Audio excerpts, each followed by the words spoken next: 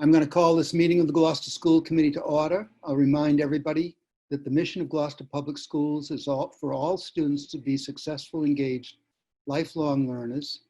And I'll have to read this. This meeting is recorded by video and audio in accordance with the state open meeting law, consistent with the governor's orders suspending certain provisions of the open meeting law and banning gatherings of more than 10 people. This meeting will be conducted by remote participation. If you are calling in on a phone, you can press *9 to request to speak. If you're watching on a computer or a device, there is a raise hand button that you can tap or press to request to speak. Please use either of these options during oral communications to be recognized to speak. And Maria, we'll need a roll call of attendance roll call. Chairman Pope. Here. Ms. Prince. Here. Mayor Taken. Not present. Ms. Watson. Here. Ms. Weisman. Here. Kathy Clancy. Here. Mr. Favazza. Here. All right, tonight we are concluding our first round of interviews, and we have Laurie Gallivan coming on. At the conclusion of this interview, we will have a discussion about how we're going to proceed from here. So we'll take that up when we get there. I guess we're ready to go, Dorothy.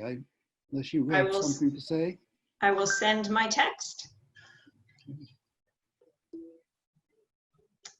Okay, the text is sent.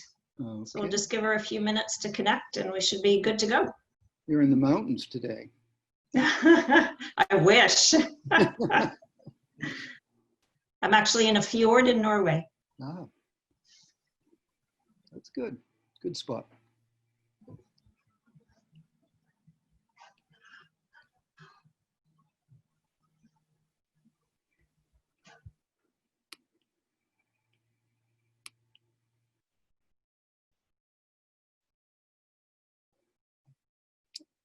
Here we are. Good afternoon, Ms. Gallivan. Welcome to Gloucester virtually, and we're here to conduct an interview. We'll start by introducing ourselves. My name is Jonathan Pope, and I'm the chair of the school committee. Nice to meet you, Jonathan. Melissa. Hi, welcome to our interview tonight. My name is Melissa Texera-Prince. I'm vice chair of the school committee. Nice to meet you, Melissa. Laura. Hi there. I'm Laura Weeson. I'm the secretary of the school committee, and welcome to Gloucester. Thank you. Nice to meet you, Laura. Kathy. Hi, good evening. I'm Kathy Clancy. Nice to meet you. Nice to meet you, Kathy. Joel. Hi, nice to meet you. I'm Joel. Hi, Joel. I want to be where you are. And Samantha. Sorry. Hi there. Nice to meet you. I'm Samantha Watson. Hi, Samantha. Nice to meet you all. Okay, so we're going to proceed.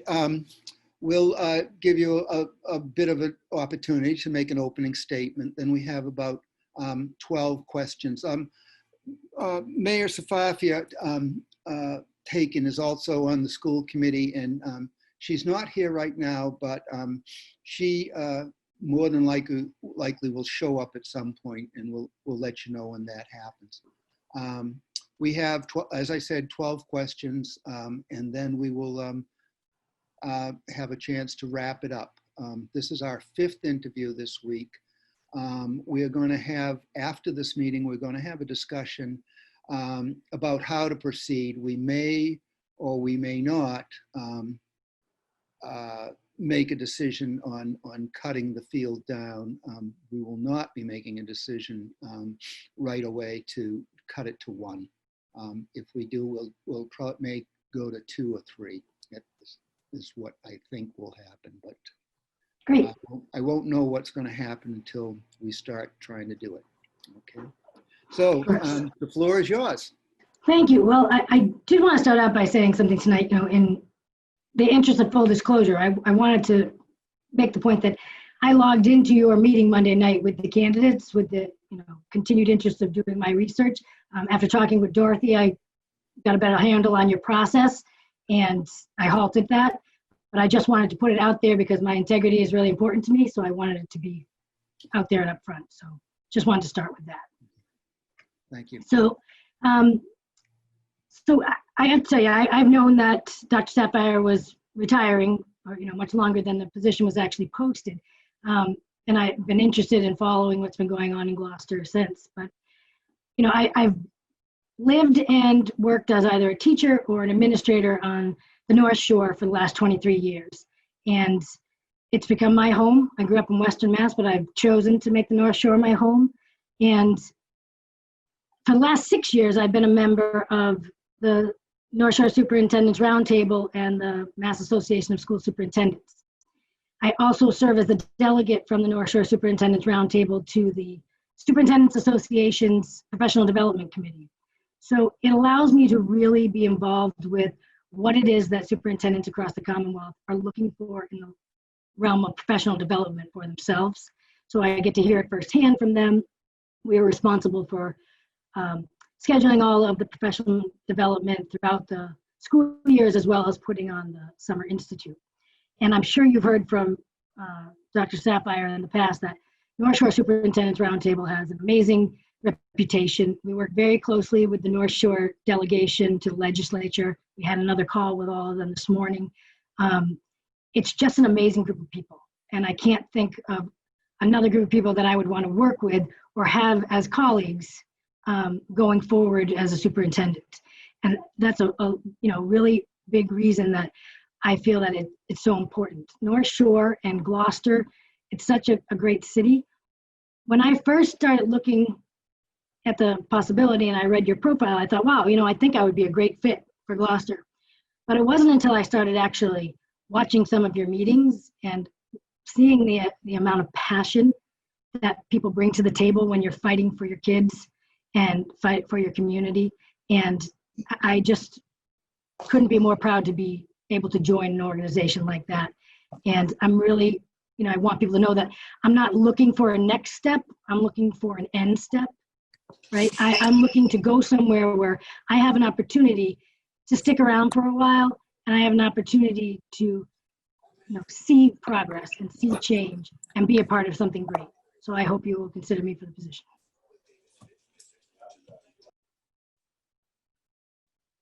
Thank you. The first question is Samantha's. Thank you. So Lori, what are the core values that drive you as an educator, and what core values would you want to see in the staff you hire? So I think respect is always the first that comes to mind, no matter what job you're in or what position you might hold in a school district. Respect for all individuals, and especially when it comes to our families. We do not have a crystal ball. We can't see what's going on in the different homes of our students every day. We don't know what happened before they came to school. So we really need to be respectful of everyone as an individual. That's the first. I'd say my second is integrity. I don't think you can form really true relationships, that are strong and built on trust unless you believe in the integrity of the other partners within the relationship. And I think that in a school district, that has to be the foundation of everything that we do, the relationships that we build and the institutional trust that we can put in place. Third, it's got to be just that unwavering belief that every child can learn. We can't ever go away from that in education. We have to keep striving for that. And that would be the one that would stick out to me as far as anyone that I'm going to hire. Would be the first thing that I would expect to see from them, is that they have that same belief, that growth mindset for all students and for themselves. we're always learning. We always have the capability to learn, and that there's no one person has the right to put a cap on someone else's ability to learn or make a statement towards that. The other I would say was that they have to have integrity as well. You know, our students are watching them on a regular basis. We're constantly, continually modeling for each other and our students, the way we interact with our colleagues, the way we interact with their parents, the way we interact with them. So I think that's, you know, a really big piece that I'd be looking for. And I think the last really is just that they are respectful. You know, there's no child ever comes to school saying, I want to get kicked out of my class today. You know, that's not their mindset. So being respectful, like I said, of what's going on or could be going on in children's lives before making rash judgments kind of things. And handling, you know, parents with the same level of respect. Thank you.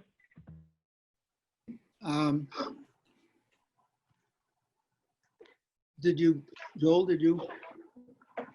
Okay, no, all right.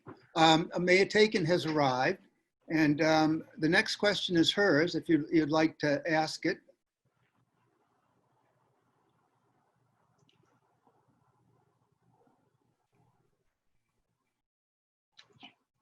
Safafia, I see your name, but I'm sorry, I did the wrong. Well, actually, there, I know. Well, actually, there are two parts. First of all, what is the most difficult thing as a leader that you had to do, knowing that no one else would like, that you had to do? Just one thing?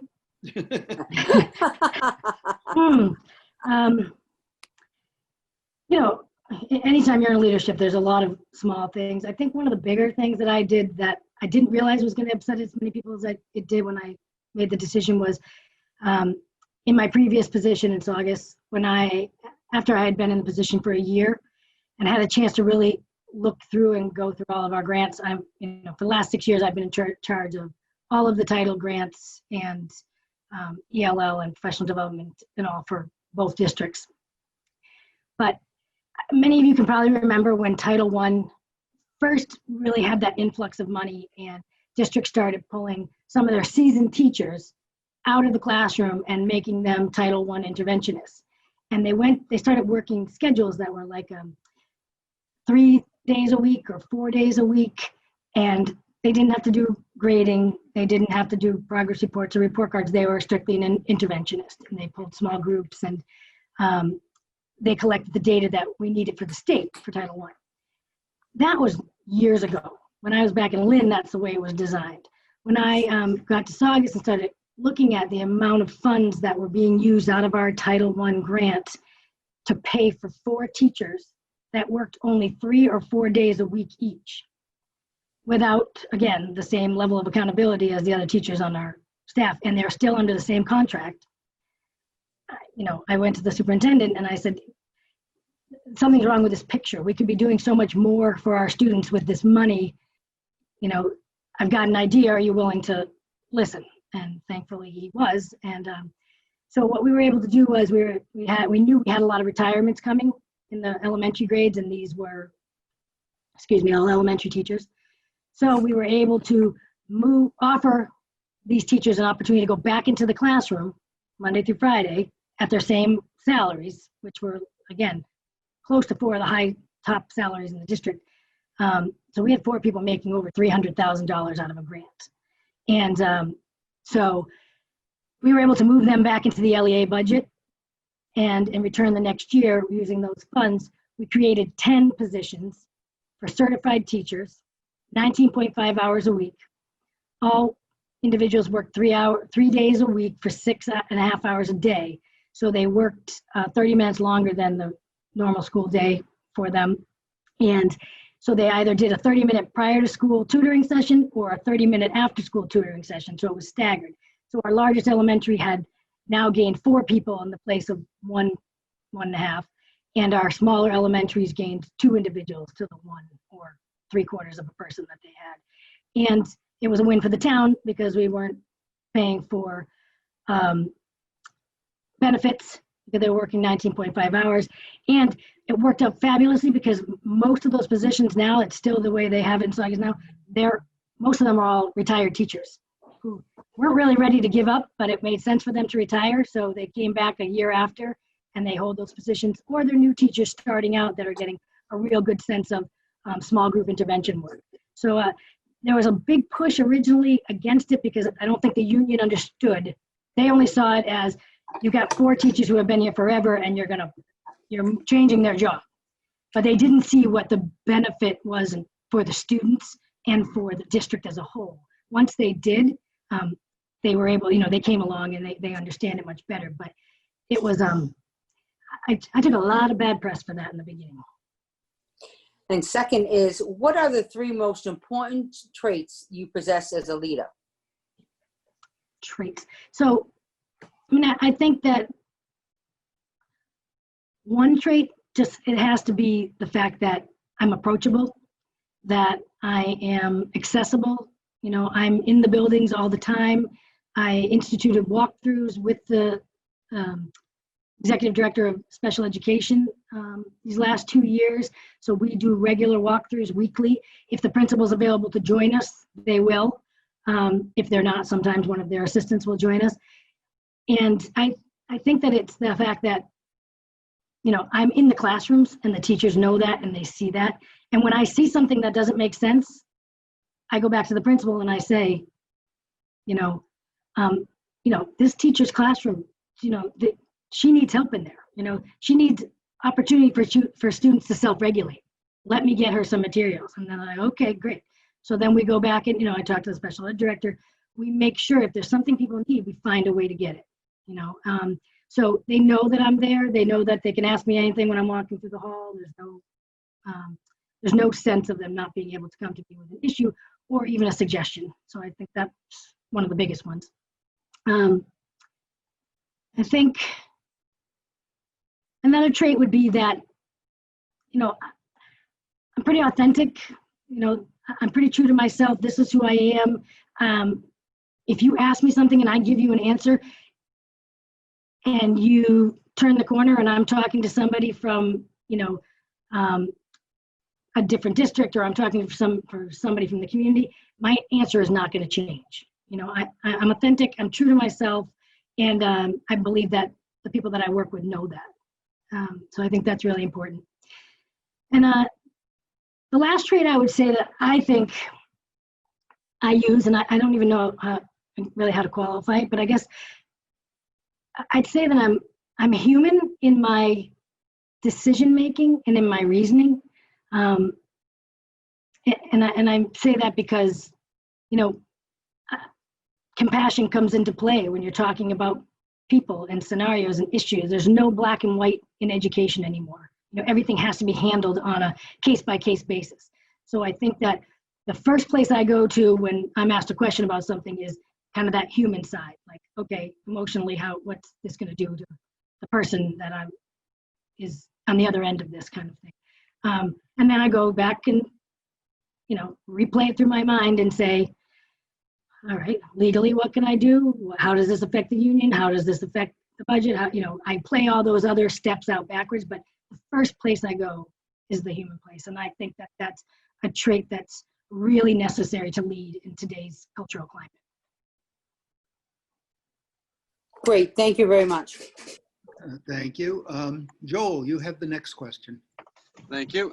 And so this question can be answered either based on the research you've done relating to our district in particular, or just in relation to the challenges that are facing most districts in the Commonwealth. And the question is, what is the largest or biggest challenge facing our district that you can move to solve swiftly? And what is the largest issue facing our district that will take the longest to overcome? So I've done a lot of research on what's going on in Gloucester right now. And I would say this first one pertains to both, and that's the response to the COVID-19 and the planning process. So there are going to be some pieces that need to be put in place swiftly, because I don't think we're going to get the information we need in order to do it until later into the game of the summer, late June or so. So that's going to take a real team effort from police and fire and the mayor and her team and the community and school committee and all the administrators in the district, and the teachers. I mean, it's going to involve everybody to put something in place quickly if we're able to return in a hybrid form, or, you know, with any luck, have some type of soft opening opportunity during the summer, which would be really nice. So I think that there are elements of that that are going to be able to be done swiftly and need to be, but then there's that long-term effect of this, you know, awful time for all of us and for our students. And that's going to have to be really looked at deeply. We know that the achievement gaps that already existed are just being widened, and we're going to have to be very well prepared going forward over the next couple of years to try and hone in on how we can alleviate that. So I think that one fits both. I think there's a couple other ones that, in regard to both the Gloucester High School and the O'Malley, where they are in their sustainability plans, you know, those are going to be more long-term, but there's a sense of urgency around them, obviously, but they're cultural shifts in how they're teaching, their cultural shifts in how they're practicing together and what best practices they're using. I mean, the high school's plan is great. It's founded in best practices. It's focused on letting data drive the instruction, and they're partnering with key players, you know, that are proven, like Keys to Literacy, and they've got a lot of pieces in place to put teachers together in professional learning communities and allow them to do this work together. So, and I assume that O'Malley's going to follow a very similar path. So they're in a great place, but I think it's going to take time because, you know, institutional change of any type can't be done overnight, and it's a big culture shift, and so that's going to take time. The last thing I would say in regard to Gloucester is that I think is something that needs to be handled more urgently than anything else, is the issue of attendance across the district, and primarily at the high school. You know, 30% of students being chronically absent it's a much bigger issue. There's just something else systemic there going on, and I really believe that it has to do with student connectedness to their teachers, to their school, to their community. You know, I have some ideas of things that I'd love to try around advisory and programs with other students, but starting even earlier. You know, starting. We can't just tell students. You know, we can't just say you have to go to an advisory course and share with this person, with this one other person. You know, we need to allow them to find those groups, and then we need to help cultivate them. So I have some ideas on that, but you know, I think that's an issue that's going to still take long-term work, especially at the elementaries, because, you know, we have to really continue to talk and get it out to the parents how important it is, because we know that these students at the younger grades are not the ones responsible for whether they're getting to school on time. So, but I see that as, again, an issue that needs to be handled in a swift manner, but also is going to take some time to work through. Thank you. Okay. Kathy, you have the next question. I actually have a follow-up, if that's okay. Is that okay? Okay. So you mentioned those sustainability plans requiring a cultural shift. Have you had any experience in addressing challenges like that? Yeah, well, when I was in Saugus, we had gone through a school works review, much like your schools have. I worked with the District Accountability Center. At the same time, Marianne Jackman was the same one who ran our organizational group in Saugus. We worked with them for a few years. So, you know, the hardest part was, and you know, I preface this with my time in Saugus, I worked for 6 different superintendents in 7 years. So even if some of them were for a very short period of time, it was a very tumultuous time. So it was difficult. We'd get some momentum going around some of these plans, and then somebody else would come in, and then things would shift again. So it's a big reason why, you know, when I first thought about making the move to become a superintendent, I knew that I didn't want to come in somewhere and run out in 3 years. I want to be able to come in somewhere and finally get a chance to see the fruits of your labor and watch things unfold. So we did go through the school works process. We have done some, major institutional directives and changes, working with instructional leadership teams, driving PLCs in the district, instituting RTI and intervention time daily in every school in the elementaries every day. So we did take some of the initiatives and suggestions that came out of our schoolworks findings. And I continue to do a lot of those things now because it really is a great tool, that evaluation. So I use a lot of pieces of that tool in my own thinking when I'm working with groups of teachers. So yes, I've had experience working with kind of the turnaround plans. Unfortunately, I've just never really been able to see one followed through the way it should be. Okay, thank you. Next question is, what is your view of the role of the superintendent vis-a-vis the district's chief financial officer? In other words, how do you build a budget, monitor district's finances, and develop a good reporting system? So, I mean, the development of a budget generally starts with having a deep understanding of what the district's core values are. What are we looking to do? And normally that would be through looking at the 5-year strategic plan. So I know that you had one that recently expired a couple of years ago, but I've gone through your district improvement plan and I see that there are, strategic objectives that headline it, which, I think that's great. Those focus on data, the focus on coherence and unification, meeting all students, and building that professional culture. Those are huge, huge pieces that have to drive that budget. So you have to start with the foundation of what those core values are. So I would look to those as the core values of Gloucester right now. And I would go through the budget to take a real close look. I don't remember which politician said it first or who said it last, but I just always remember the quote, "Show me your budget and I'll show you your values."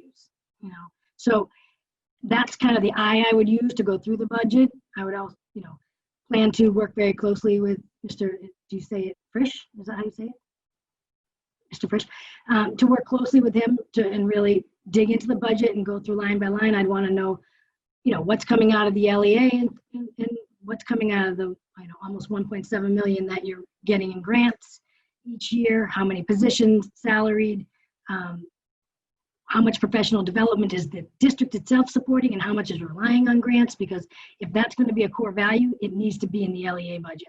It can't be something that has the possibility of being cut down the line. So that LEA budget really needs to drive your core values. And from time to time, yes, you have to move things in and out of grants in order to sustain what's necessary to provide for all students. But I would really be looking deep into those areas primarily. And then I know I've seen some of your budget documents that have been on Munis forms. So do you use Munis for your reporting? Yes, we do. So I'm familiar with the Munis system. We had that in Saugus as well. So the one thing I would want to know, and I don't know if any of you know the answer to this, but whether or not your superintendent is the last stop on the improver list in Munis before purchase orders are processed, before going back to Mr. Fresh. Do you know if that's the case? Purchase orders? When they put their purchase, do they put their purchase orders through Munis? I believe they do. So I would want to be the last stop. When the different department heads put in a purchase order, I want to make sure that it comes to my desk before it gets sent to Mr. Frisch for final processing, so that I know where everything's going and I know how it's going out and who it's going to.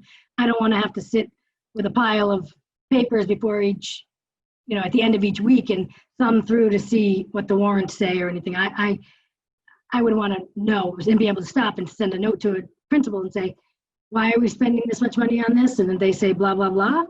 Perfect, great. Thank you for letting me know that, you know. So I would want to be involved in that process if it's the same process that we used to have in some ways. But I think that's how you get to know and understand a budget. Last year, Lisa Howard, my superintendent, and I, we took it to the bare bones and did a zero-based budget because she had come in a year prior at a time where things were really up in the air and we needed to know where everything was. And it was very informative, but I don't believe that it's something that's necessary to do if there's transparency in the budget that you have now. So it would be, you know, looking at it, speaking with school committee members and community members and Mr. Frisch, and understanding how transparent is it. And then as far as the reporting piece, or the monitoring piece, it would be meeting with Mr. Frisch on a regular basis, you know, working with the principals on their budgets and what they're using and not using. You know, if they're not using something by February, you know, I want to know why. You know, why was it in the budget to begin with? Or did something change? Is there a reason that we don't need it anymore? Or should it be reallocated to something else? You know, the last thing I want to do is see things get carried over year to year just for the sake of carrying them over. And then as far as reporting back out to you, do you get, I assume when Mr. Frisch comes to school committee, he reports out to you on a biweekly basis, and then you get copies of his reports? We meet monthly and look at how the spending is against the budget. So if, you know, my plan would be speaking with you, speaking with, you know, community, is this working? Is it giving you the data that you need? Is it clear? Is it transparent for you? Because the budget is under your control. You're the ones that need to really know and understand where everything is. So, and if it wasn't, then I would say we'd look to investigate options for beefing it up a little bit. But other than that, I would say if you have a program and a process that's working now, I'd probably be looking to stick with that. Okay. Thank you. Melissa, you have the next question. I do. Hold on. Hold on. So my question is about relationships with school committees. The roles and responsibilities of school committees and superintendents are sometimes clear and sometimes ambiguous. For example, budget approval versus budget implementation, or personnel policy and finance versus personnel administration, or even dealing with parents and teachers with concerns or complaints. Can you describe some situations where these roles and responsibilities have challenged you and how you would work to address them were you to be our superintendent? Yeah, so, I mean, I think the largest issue that I've come into a few times was issues of when we've had parents within the district who are teachers in other districts, and they don't particularly care for the curriculum or the program that's being used in their child's grade, and then they've gone to a school committee member and said, you know, my district looked at this and we found it not to be acceptable or something along those terms, and then you know, school committee member would reach out. It's those are the most often issues that come up, or very often that when a parent will reach out to a school committee member and say, you know, they don't like the way a principal is handling the situation with their child, you know.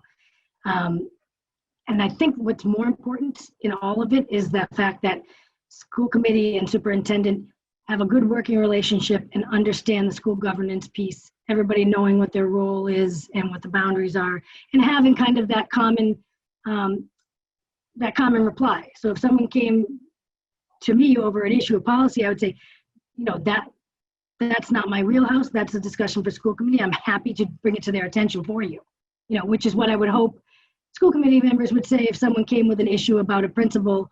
You know, I'd hope they'd say, you know, have you reached out directly to the principal yet?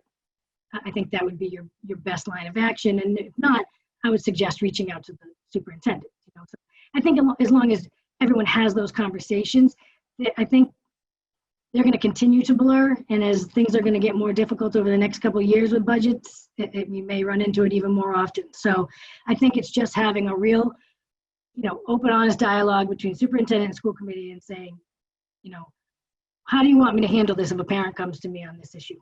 And then we all share, so that everybody's on the same page. Same, like one of the issues that I've run into in the past in the curriculum field is a school committee member might reach out to me or email me about, can I get a copy of whatever, this thing that you were talking about last week at the school committee meeting? And I say, oh yeah, sure. And I send it to them. And then the flap comes back because not everybody on the board received it.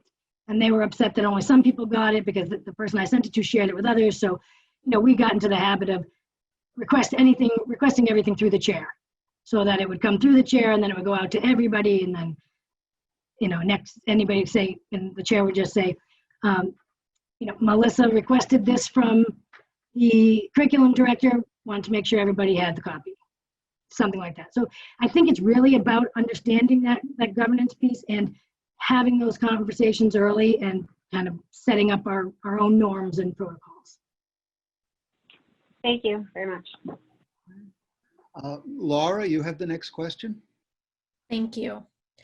How have you built lines of communication and reached out to build community constituencies and strengthen relationships with local stakeholders and families? I know it's a mouthful. I can repeat it if you need me to. Please give an example of a situation in which these relationships were important in achieving a positive outcome. Can you repeat it one more time, please? Sure. How have you built lines of communication and reached out to build community constituencies and strengthen relationships with local stakeholders and families? That's the first part. Okay. The second part is an example where that was important. Yeah. All right, that I got. So, I think I'd like to start by saying I try to do everything I can when it comes to communication. So I email, I text, I tweet, I Facebook, I'll use anything, all forms of social media. Of course, I'll have to look at your new social media focus that you guys are looking at.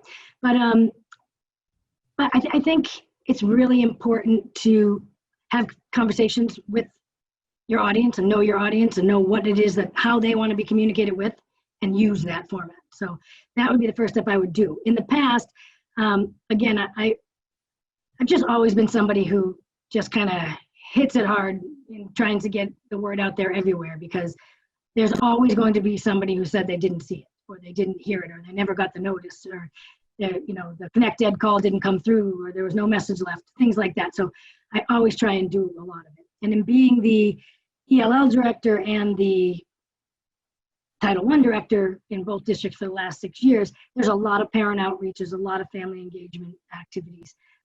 And I did a lot of planning to put our LPAC together, working with a parent liaison, holding evening meetings for parents and offering childcare in order to that was just to get the communication started. We had to get them in a place where we could talk to them and have someone there who could help us to translate. Because we knew that whatever we were sending home translated just wasn't getting through, So we were setting up meetings like that. We started, which is something that I would definitely be looking to do in Saugus. My superintendent started a grandparents group, and it became so valuable. I think he's still running it now, but and he had, I want to say, 30, 35 people as part of the group that came regularly, because with, a lot of the grandparents that are helping to raise our students, they came from a different time, and this type of education is so different. So these groups were more about helping them understand the math programs we were using, helping them understand what the teachers are looking for in English and science classes now and project-based learning. So I think that's something I've heard you guys talk a lot about, the fact that you have a lot of grandparents that are involved with your students as well. So, I think that's a great group, but the first piece is opening up those lines of communication. Often I find that even though we try to offer all these opportunities for people to come and meet with us, we get 5 or 6 people, you know? So I'm always looking for new ideas, suggestions to get parents out but I mean, I think the most effective one usually is going to the PTO meetings at the schools, attending the open houses and making sure your information is out there, or letting them know when you have some type of office hours or something where they can reach out to you. So to shift to the second part of your question, I think the time it was most helpful was when we were doing the early focus groups and the parent forums in Saugus, when we were trying to pass our debt exclusion for 2017. And many of you may know, if you drive up and down Route 1, we were successful in passing that vote. There were a lot of people that just kept saying, we want to know more, we want to know more. And we kept holding these things, and there weren't a lot of people coming, but they were videotaped and they were played on the local TV station over and over again. So when people ask questions, we could direct them back to that. So I think that doing those kind of things is really important. I think that's where it made the most impact, was in getting the information out there for the building of that school. Thank you. Okay, I have the next question. Gloucester is about to submit the schematic design to the Massachusetts School Building Authority for a new elementary school, which will house a consolidation of 2 smaller elementary schools. If approved by MSBA, Gloucester will have to secure our part of the funding with a debt exclusion override in November. Are you in favor of consolidation? And if so, how would you make that case to the public? Okay, Yeah. So, I mean, it's such a touchy subject. When I was in Newburyport, we closed the Kelly School, which was a neighborhood school, and it was an awful, awful uphill battle.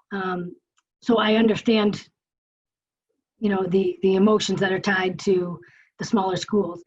I have to say, though, in this situation in Gloucester, I agree with the consolidation. I think that the condition that the East Gloucester School is in really calls for the need for a new building. I think that what people need to understand, and I guess what one of the biggest points that one of the things I think I would take to the people in the community would be some of the positives around, you know, the more classrooms of the same grade you have in the same building, the better chance you have to deliver a guaranteed viable curriculum from classroom to classroom. You know, it's still not necessarily going to be at that point, because we're still going to have 3 buildings of elementary students. So having one principal or one set of administrators who are looking for and evaluating and observing the same expectations around curriculum delivery is really important. And that's why principals really need to be on the same page at that level. And it's a great chance to do more of that. It's also, you know, it's an opportunity to look at the funds that will be saved in the long run, having the one building, and what can we do to better support our students using those funds. And also, you know, it's for the community purpose, it's, you know, it's less of a lift on the capital program for the city. You know, you've got less things to take on around another building and another facility that could turn into capital projects. And I think, you know, I'd clearly have to dig in more and learn more about all the different elements of each of those buildings. But I think the biggest piece is going to the people, having the conversations, letting them be heard, trying to take some of the things that they're afraid of or that they're fearful of losing, and find ways to build them into this new school, this new culture, and this new climate. Thank you. Kathy, you have the next question. Okay.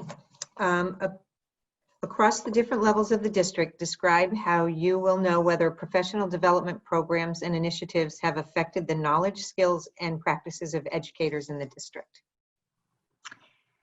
Well, I mean, obviously by being in classrooms is first and foremost, you know, talking to the teachers, finding out from, you know, Mr. Bach, what he's getting back as far as surveys. I would assume he's surveying his teachers around professional development. But I think the biggest is always being in the classrooms.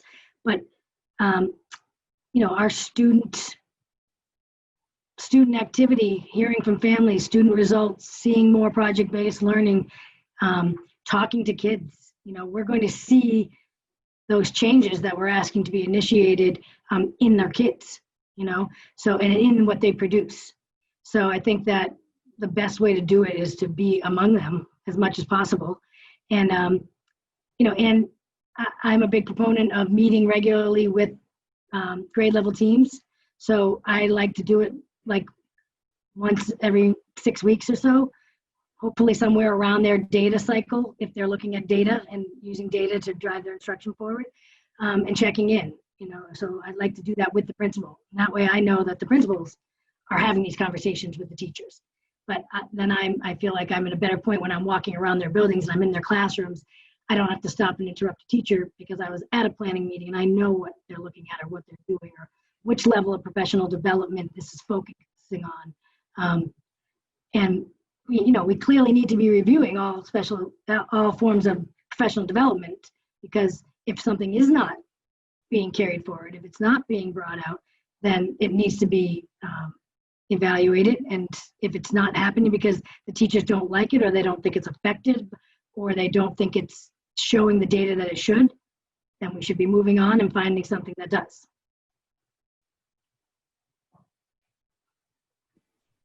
Okay. Samantha, you're next. Lori, can you please tell us about an instance where you have demonstrated leadership or commitment to equity in your work?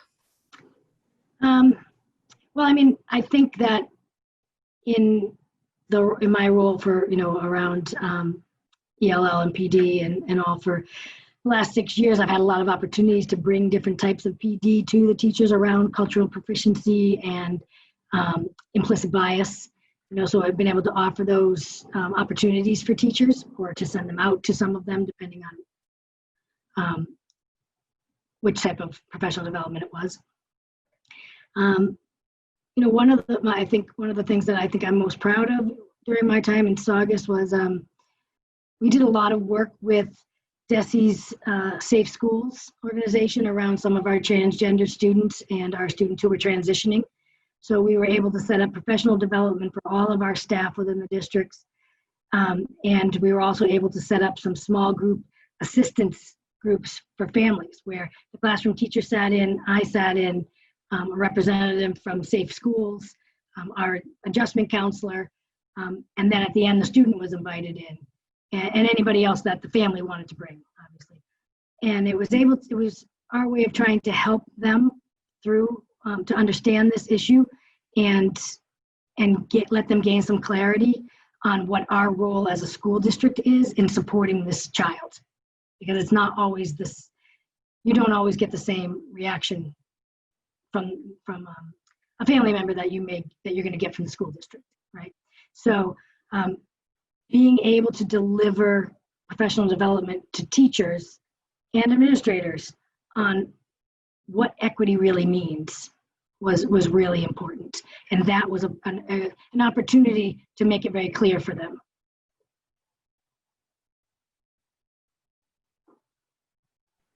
Thank you. Okay, Joel. Thank you.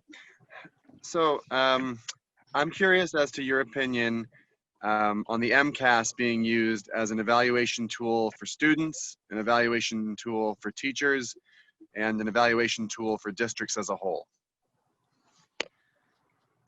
Well, everybody's kind of torn on MCAS, you know. It's data, and all data is good in a sense that it gives you some information. But I tend to always lean towards that, the fact that it's one of the data points we look at. It's never the deciding factor. For some students, for some of our students who struggle, it's basically just telling you how one particular student did on one particular day and one particular week at the end of the school year, given whatever was happening in that child's life that day. So we just don't know, but it does give us big picture data around our curriculum, around how we can better plan, and I think when it comes to teachers, it's the same idea. For me, I like to see teachers use it as a means of data for their own reflection, look at how their students did, maybe where their gaps were, and in the following year, use those to drive their goals for their own performance, professional performance goal, and their own student learning goal. So that's the way I like to look at it. As far as teachers using it, is more of an evaluation tool for themselves. And the district, we have to use it. We have to use it. It's one measure in the accountability piece. Now that we have umpteen other levels of accountability that were being brought into play. But for the district, I think it's good in the same sense. Use it as a tool to be reflective on our practice. So all fourth grade teachers should be sitting together and looking at the results and saying, my kids really struggled in open response. And the teacher next to them says, oh, my kids did well. Well, great. What did you do different than I did? Same thing in math. Somebody's really strong at number sense and another class is not hitting it. Okay, set up the observations. Let the teachers go together and see what it looks like. Is it actual curriculum? Is everybody missing these pieces in fourth grade across the district? Or is it because it is that it is the curriculum, but certain teachers are filling in the gap on their own while others didn't realize they had to? So it's great for those kind of tools, but I think we have to design it to be effective for us. Does that make sense? Yeah, thank you very much. Okay, Melissa, you have the next question. Thank you. My question is about collective bargaining. What is the best role of the superintendent in collective bargaining, in your opinion? What are your experiences at the bargaining table? How would you propose that we use the bargaining process to promote student achievement as well as control our expenses? If you need me to repeat those, just let me know. All right. So as far as the superintendent's role, I think the superintendent needs to be at the table, but I think, their role is as an advisor to you, whoever is representing the school committee at the table. This is your contract with the teachers, with the union, but the superintendent needs to be there in order to make sure that whatever decisions that are being made or asked are not going to somehow negatively impact either the students' health and well-being or their learning process, right? So I think they need to be at that table and they need to be advising you. My role has always, in the position that I'm in, has always been kind of that in the back seat. So my superintendent will always come to me and say, okay, what are the things that you're looking for that are really going to drive what we're doing with our professional development, what we're doing to raise academic achievement? So maybe going to your question about how we use the budget around academic achievement, I'm not sure how you exactly worded it, but so we offer, here's an example, we offer a course every year through Rebus and Associates. It's a course on best practices. It's like an RBT. I don't know if you've used RBT in the past or something, but and if our teachers, when I was in Lynn umpteen years ago, it was a requirement that every teacher had to take that course within the first 3 years, within their non-professional status time, right? So, and we paid for it. So there was no cost out of their pocket or anything like that. And I saw the value as a teacher in an urban environment where we had high rates of turnover every year and new teachers coming in. I saw that value in everyone starting from the same point with the same foundation in best practices. and in delivery. And then you had this tool and you had this book. So I've really been trying to drive that into future districts. So, you know, I'm still working on that in Winthrop, but so that's kind of my role from behind the scenes, is giving the superintendent opportunities like this that will drive instruction, and it will strengthen what we're doing for students through the bargaining process, if that can be worked in somewhere where it becomes, you know, a part of their contract. Did I hit all of them? Yes, you did. Thank you very much for your response. Okay, Laura, you have the final question. Thank you. We know all kids can learn, but not all do learn. To what extent is their ability to learn and our ability to serve them a function of curriculum and good classroom instruction, and/or a function of good finances or emotional support? And what can you as superintendent do to improve the outcomes students have? Second part, how have you done it elsewhere? Okay. You know, I mean, I think as far as the curriculum piece, you know, it's essential that you have strong data to support what it is that you're delivering in a classroom. So I think that element of it needs to be, you need to be able to qualify what it is that you're delivering. So I think that on that piece, I wonder about the finance piece. You know, right now we're facing a really difficult next year or two, right? And I don't necessarily think that it's going to drive what we can do, but it may drive what we want to do, right? I think that it has to start with the relationship piece and the belief, students believing that their teachers care about them, that their community cares about them, and that they care for them. You know, everything I think has to come to that piece. No child can learn until they're ready to learn, and they're not going to be ready to learn until they feel emotionally and physically safe. And we're embarking on a time that, you know, I'm fearful of, you know, because we know, as I said earlier, that all these gaps that are out there have just been widening, and the struggle for all of our students battling anxiety and other mental health issues and other family issues, again, those issues are widening. And, you know, I'm at the point kind of where I'm really afraid. I feel like we really need to re-examine what we're doing as we move forward, because the data now, if you look at some of the reports that have been out there about what happened, for example, after Hurricane Katrina down in New Orleans, that's the kind of stuff that they're comparing this situation to, right? So if we don't change and continue business as usual, you know, we're really risking the fact that, I don't know, I guess I think that failure and mediocrity is going to become the case for too many of our students if we don't really plan ahead and really make sure that their health, their mental well-being, their anxiety, that they're in a good place, you know, before we try to start closing these gaps and covering the educational piece.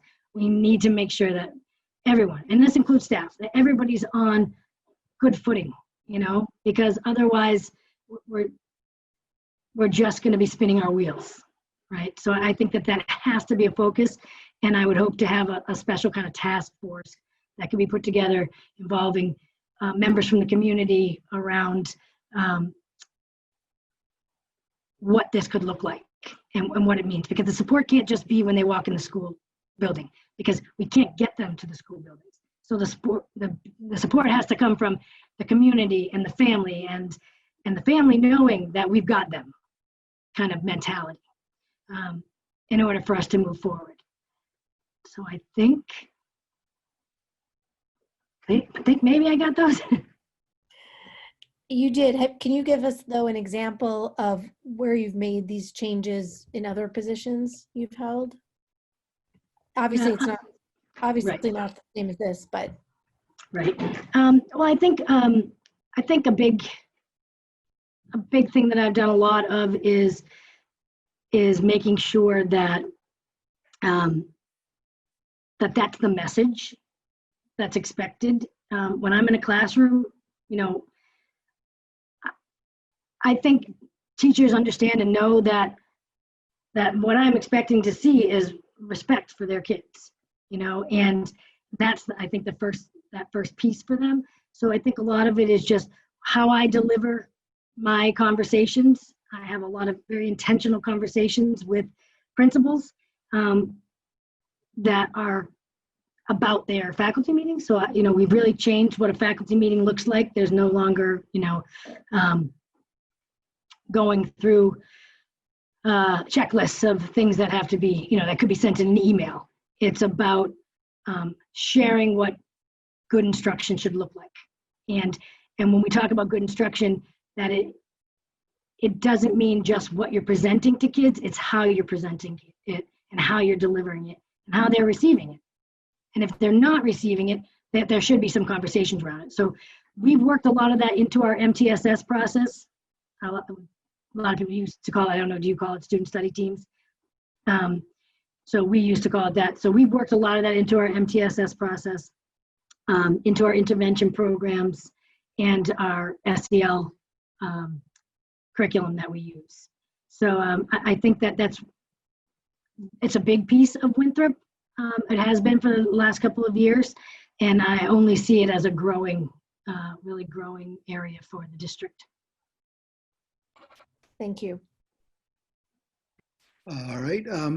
We've got a little bit of time. Does anybody have a follow-up question they'd like to ask? I'm not seeing any.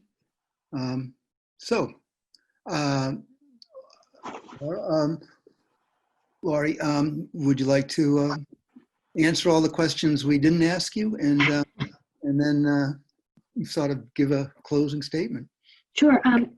The one question that I do have for you, and I asked this of the last group, and I'm interested in what your opinion is compared to theirs. In the data that you collected from MASC in your preparation for putting together your superintendent profile, I was really, I don't know the word surprised, but I was caught off guard a little bit by one of the statements that said, when asked whether or not the district should continue the path that it's on, and I'm paraphrasing, continue the path but make some changes or basically take a different path. Over 50% of the people that responded said that they thought that the next superintendent should go in a different direction. And I feel like after everything I've learned, that the district is really moving forward very positively, academically. You know, the moves and the changes that are being planned and our steps are being put in place to take, I think are on target and seem very positive. So I wondered if maybe you couldn't share with me what you think people meant by that, or what they might have been referring to, why, or what it is, what part of it they think should be taken in a different direction. I'm not sure I can answer that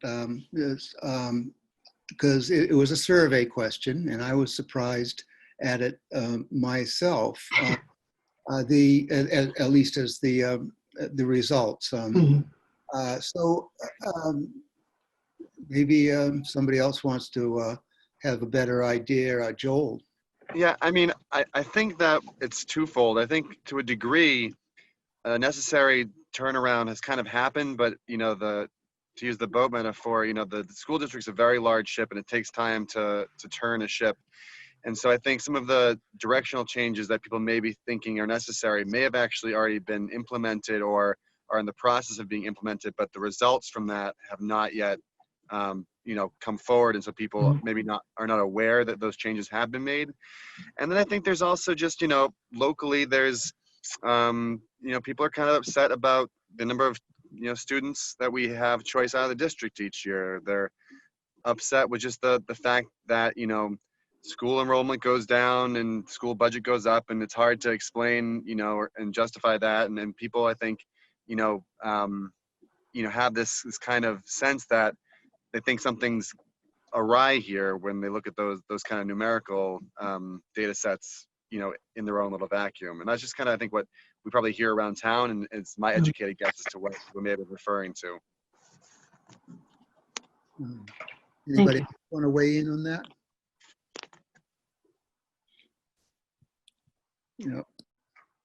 I think that's somewhat accurate. I think that Gloucester's is a tough place. We're very critical of many things as a community, and it's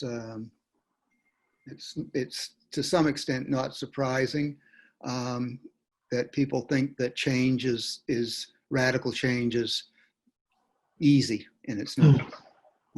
Samantha. I will just add that, as a newer school committee member, I have definitely learned a lot more about the great things that are happening in our district. And we have not done a very good job of getting that information out to the community. So communication is a big deal. And I would argue that most people, especially people who are tax-paying, no kids, of an older generation, don't really see or experience some of the good things that are happening in our schools. So I think we definitely need to do a better job of getting that information out to the people that matter. That's fair. Well, thank you for answering that. I appreciate that. I think just in wrap up, I just want to say really that, I have always been a firm believer that people follow good leaders, not for the decisions that they make, but for the whys behind their decisions. And as long as you can always be able to come back and, drill down and be able to identify and show people why this is the best decision for our students, or why it's the best decision for our community. I find that they still may not always agree with you, but if they can understand that you're so firm in your foundational, belief of that it's the best for this community or the best for these students, that they usually will at least come around to not fighting against you, right? So this is what I would bring to Gloucester in the role of superintendent. I mentioned earlier, I would set up a group for grandparents to hear how we need to help them. I would have a parent advisory committee. I would have student advisory committees at both the middle and the high school level. I think that kids have to have more of a say in their education. And if they feel heard, hopefully they will stay a little more connected. And I would bring some of these ideas that I talked about earlier around the attendance issue, because the connectedness is not about the attendance. It's reversed, the attendance is because there's a lack of connectedness usually. So connectedness needs to happen K to 12, no matter where you are. But I just, I have a passion for education. I have made this my life goals, is to see the fruits of all the time and energy I put into working and learning the most I could about what's best practice and how do we prepare kids to be ready to learn, right? So I will bring all of it, what I have, to Gloucester, given the opportunity. And I hope that my passion for this comes through, and I hope that I'll have another opportunity to be speaking with you. So thank you so much for your time today. Okay, thank you very much. And as I said, we're going to have a discussion after this meeting, whether or not we make any decisions. We'll appraise you of that. If not, we'll most definitely make some decisions by next Wednesday. So that's the plan right now. So great. Thank you very much. And thanks so much, everyone. Have a wonderful weekend. Thank you. Thank you very much. Bye-bye. Bye. I'm thinking that we could take a 5-minute recess. Is anybody Think that's a bad idea? Great idea. Why, do we have another one? No, but we're going to have a discussion about where we're at and how we're going to proceed. Okay, she's still on here, so. Yeah, so that's what I'm saying. We'll take a 5-minute recess so people can get another glass of water or whatever, and we'll reconvene. Yeah, Joe, so you can put some sunscreen on, Joe. We don't want you to get burned. Yeah, that's important. So we will reconvene at Not in the shade now. 5:15. Okay. Okay. All right. Okay. I believe we're all here. So I'm going to call us back into session. I realized somewhere shortly after we started that I had neglected to ask about oral communications. So to right that wrong, if possible, I am now going to say if there's anybody who would like to address the school committee on any subject not on the agenda, that this is their opportunity.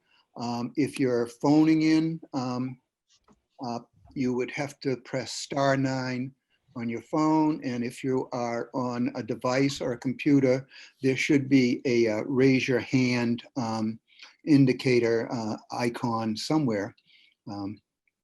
You did this. Huh? You give yourself more credit. You actually did this. I did? Yeah.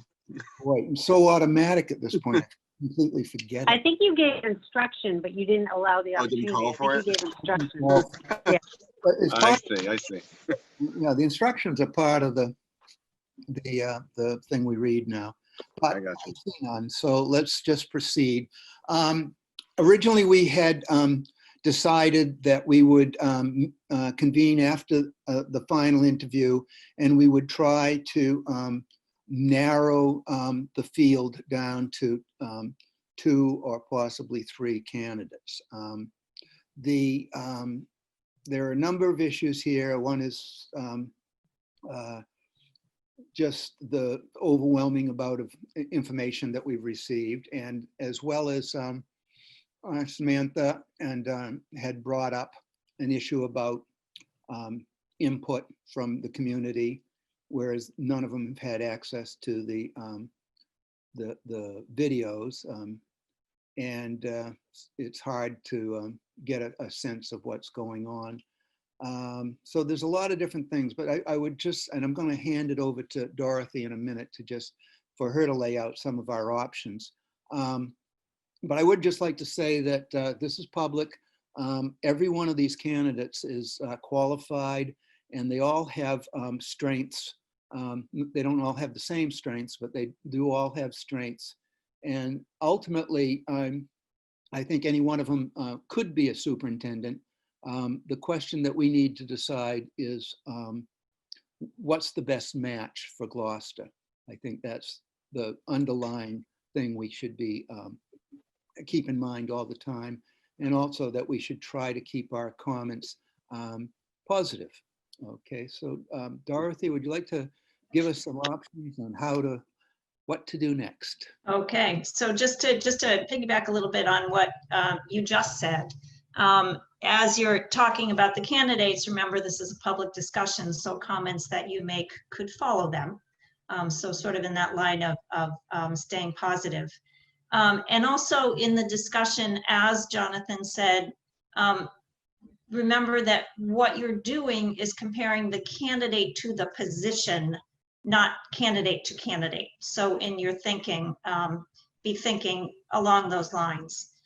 So there's, I know that this seems like a very momentous decision, and one that does require thought. I do want to let you know that one of your candidates, Kurt Lasko, did contact me and let me know that he is under serious consideration for another administrative position. He doesn't know quite the timeline of the decision making on that, but just so in full transparency, that there's a little bit of competition out there in thinking about maybe your timeline for making your decision. Every candidate probably left the interview thinking, gosh, I wish I'd said this or that, much as you're probably thinking, gosh, I wish I knew more about the candidates. In this instance, you're not making the decision of who you're selecting finally. You're making a decision of who do you think is has the skills, the attributes, to be further considered to figure out whether or not they're a match for Gloucester. So once you're able to narrow that field a little bit, or whatever you decide, you'll have far more opportunity to dig into going on site visits, getting feedback from the community, from their site visits to the community, where the people who attend those site visits will have a chance to give you feedback. So there's a lot more chance to get feedback at this point if you're feeling like there's people that absolutely rise to the point of you want to know more about them, you think there's a good possibility to be a match, or people you feel like, you know, qualified, but maybe not the best match for Gloucester. That should sort of be guiding your thinking at this point.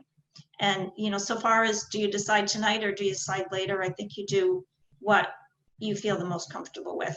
Just know that if by waiting to decide, then you're moving your timeline out a little bit further. Okay. So there's a number of ways we could proceed. We could have a discussion about each candidate and talk about how they might work with Gloucester in all the different areas that we tried to ask questions about. Joel had suggested that we just kind of take our two best candidates and put them forward.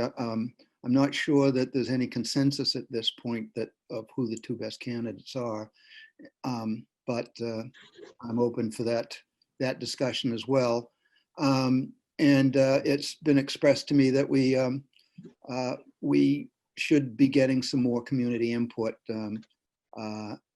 as far as that goes. I don't know how many of you have looked at who's attending these meetings, but basically there are people that have attended all of them, and it's not a huge group, but it is a group of people who seem to have been here for every one of them, and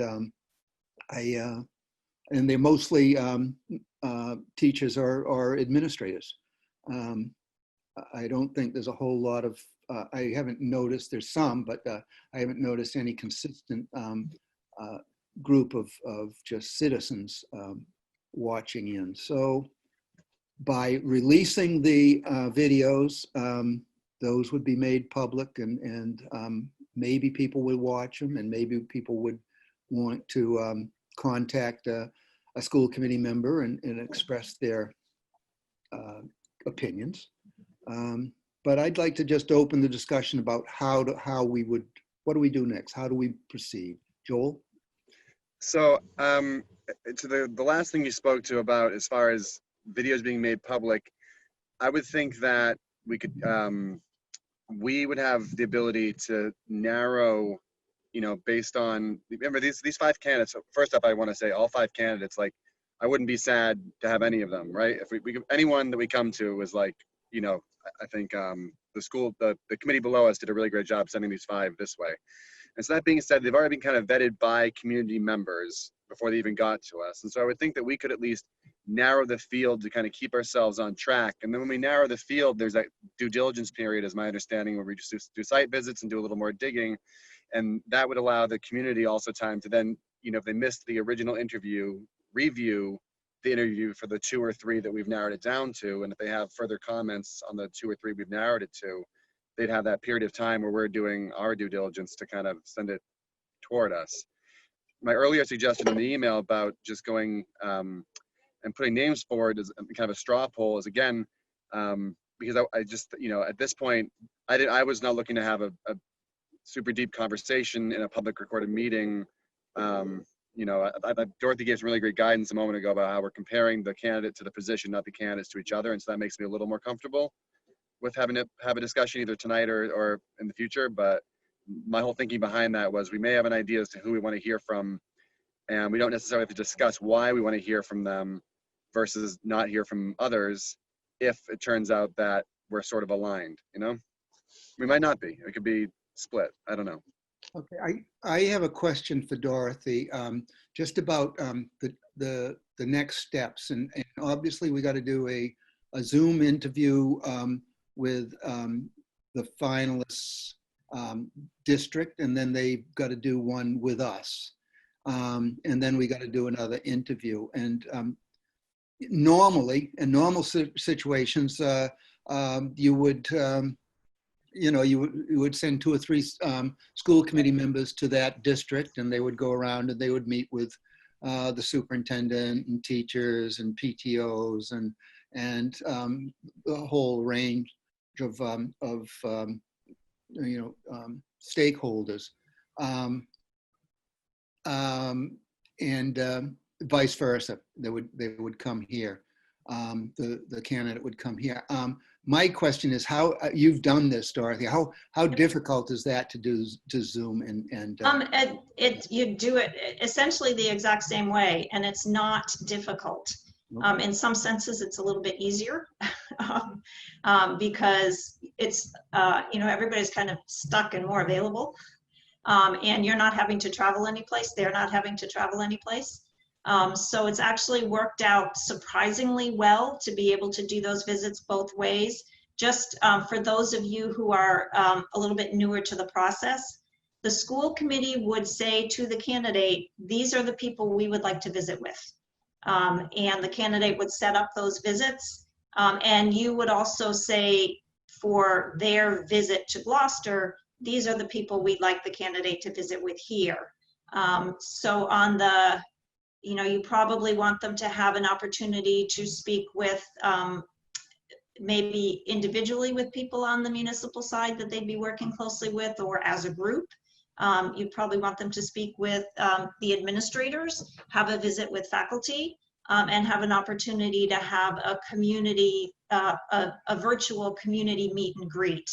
And when you have all those, we would do some sort of, in lieu of the piece of paper we would usually hand people when they left, we would have a SurveyMonkey link that you would give the people who participated in those visits, just to give you some simple feedback of what do you see as the strengths of this candidate, what do you see as the challenges this candidate might have in coming into the superintendency here, and why do you think or not think that this person would be a good match for Gloucester.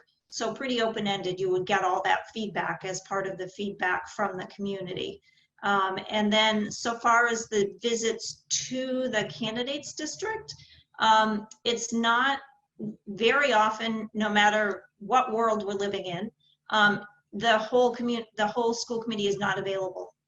So whoever is available and able to make it would attend those visits and then provide a report out back to the full committee about the visit. Does that answer the questions? Any other questions? Samantha. Perhaps you could speak a little bit to the authenticity of doing these site visits on Zoom. I know that there's no other option, but I guess having a face-to-face conversation that's not public to anybody via Zoom is very different than having somebody come in on a Zoom call. I'm curious what your thoughts are on like how much information you actually gather in that. So I'm not clear on the not public part, because even if you did the visits, they wouldn't be public even if you, except for the community one, they wouldn't be public even if you were doing them in the pre-pandemic world. So I guess I'm wondering, are the site visits open to the public? No, the site visits are not open to the public. Gotcha. The one that would be open to the public is the one that's the public site visit. Okay, that was really my question. Yeah, is, and I think, it's interesting that some of the feedback about the school committee going to the district of the candidate, some of the feedback has actually been, they've been really good visits. People are Maybe it's because they're more comfortable being in their home rather than coming like to a central location to visit with us or something, but they've been really good conversations that people have had, you know, about the candidate in the district that they're coming from. That's helpful. I thought that they would be open to the public to view, and I was No. worried about the authenticity of somebody sharing their information about working with that candidate. No, they're not. They're just, they're not. Thank you. Laura, you had a question? Yeah, my question is specific to what you told us earlier and our timeline. So Dorothy, you had said that Kurt is a finalist for something else. And just as we're talking about, so if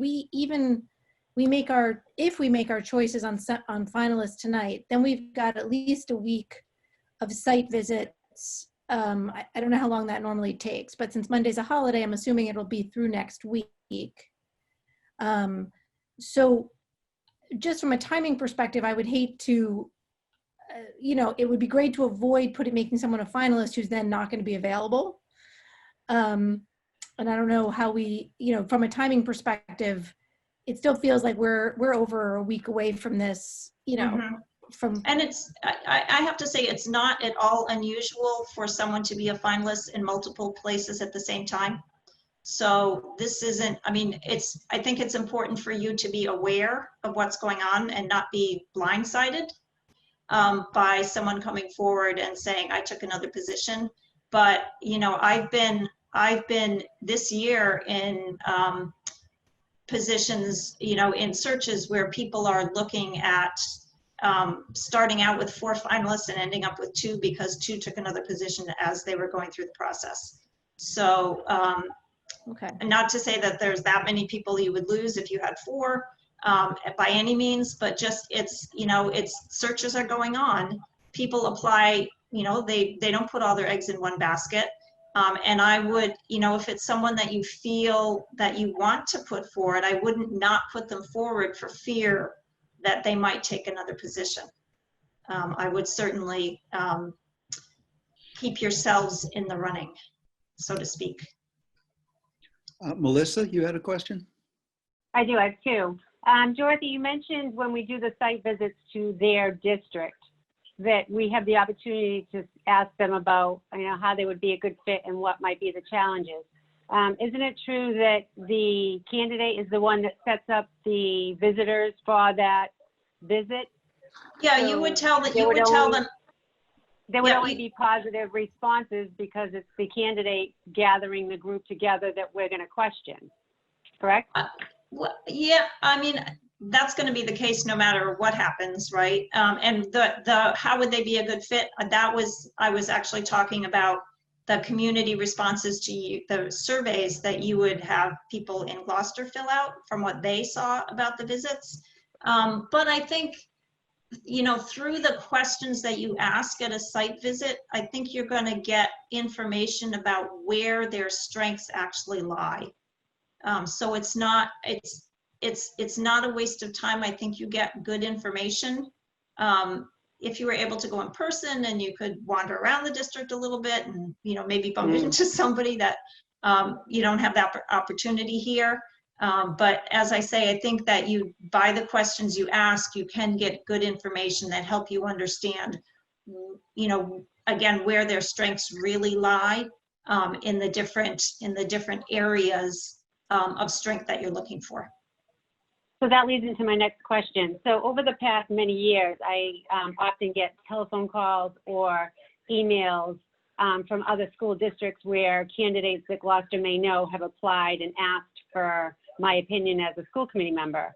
Is that something that we could do now? Is do some outreach to maybe school committee members of the districts where these people sit to see if we can have a conversation with someone who might not be at a site visit? Yeah, I know we check references, but usually not until the end. And it just seems to me now is a good time to start asking the questions as opposed to waiting until we have a final candidate. Yeah, so once their names are public, you can talk to whoever you want to talk to. Thank you. Okay. Any other questions? Okay. Can I just put a little bit of a caveat on that though? Understand that you know, like you as people vote for you or don't vote for you because they like you or don't like you. You know, sometimes you're looking for sort of the threads of comments. Sometimes candidates actually, if they've been in positions as you have asked, that where they've made hard decisions. And that means that sometimes people are never going to like them. And sometimes people actually sort of stalk candidates if they're upset enough with them. So when you're looking for that information, be looking sort of for those themes and common threads that you hear about the candidate. Does that make sense? Thank you. Okay. Just so you know, on Kathy's suggestion, I added a discussion item onto next Wednesday's agenda about the superintendent search. So if we don't resolve this and come up with candidates this evening to put forward, we could put it off until Wednesday. It's been posted. That, you know, that we would have had to post it today because of the holiday. So anyways, we do have a backup plan, but the backup plan would be that we would put it off, a decision off until next Wednesday. Now, as I said, how would you like to proceed? We could have a discussion about each candidate. We could have a discussion about each subject, or we could just, as Joel said, put forward who we like the best, who we think is going to move forward. So I think maybe we want to do that towards the end. I think we should have a discussion about the candidates first and see what the positive, what people think about their interviews and their resumes. I know that I value all of your opinions, and they affect how I think about things. And I know that I oftentimes, you know, have a reaction to something out of the gate, and sometimes somebody comes along and says, well, you know, I looked at it this way, and, you know, and I see that. So let's, I think we should start by talking about the candidates. Does anybody think that's not a good idea? Unless you still have your hand up, by the way. Okay. So, No, I put my hand up because I was going to say something, but that's okay. okay, you want to say something? I'm through talking. Well, I just want to say, I mean, I agree with what you say. I'm a person that believes in the power of persuasion, so I like to have conversations about the decisions we make. We are a team. We make these decisions together, and I think together coming out of this with our decisions is how it has to be. I think there's an expectation by the public that we're going to have these types of conversations, even if they're difficult, because it's a difficult topic to discuss in public, but yet this is how we get to the final decision. I find it hard to believe that all of us would be on the same page with the same candidates right now. And if we are, that's great. But I'm someone that likes to talk it through and want to hear from people that I may not necessarily agree with, because that can change my position a little bit. So I think that there needs to be a discussion, whether it's tonight or Wednesday, it doesn't matter to me. I know where I am in my head, but I do think we have to have some conversations and not just pick people without giving an explanation. Samantha, did you want to say something, or are you just waving your hands around? No, I agree. I think a recap would be helpful, and Dorothy's comment about discussing candidates based on what our criteria is versus comparing candidates is very helpful for me to sort of like figure out how we want to go about this. But you know, there's a lot of information to go through, going through everybody's resumes plus all of the interviews. And I think you guys might notice something that I don't, and vice versa. And so I think it would be helpful to at least recap each candidate before moving forward. And I would like to do that tonight personally. Okay.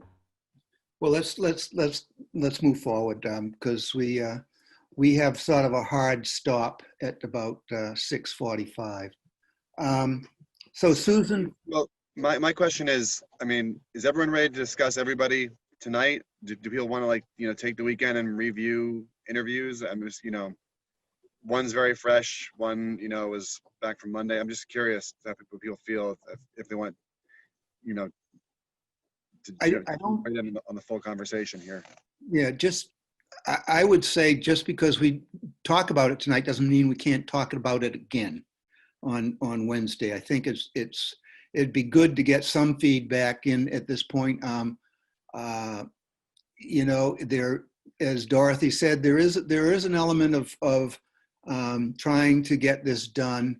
But if we could narrow it down to 2 instead of 3, that's going to save us a lot of time, So, and maybe by having these discussions, that's what will happen. Let's just go around. Jonathan, if you narrowed it down to 3, make sure you narrow it down to 3, because the fact is, if one decides to leave and chooses to pull out, you still have 2. Okay. Because Well, remember, one might take a job, and that happened when we hired the chief of police. The people pulled out, the ones that we did like. Yeah. So, well, just so you know. it's going to be up to the committee. Like I say, I'm just laying out the possibilities here. So let's open it up for discussion. And the first candidate was Susan Kuska. And would anybody like to start, or do I have to pick people? Laura, thank you. I'm going to say that there were a couple things, and I did rewatch her interview today, so it's a little bit fresh for me. There are a couple things I really liked about her. I liked the family engagement events that she was accustomed to putting forward. They seemed really great and something that could be very useful for Gloucester, for our district. I also liked her experience both as a special education teacher and as a elementary teacher. She had a lot of different experiences, both as a teacher and as a central office person.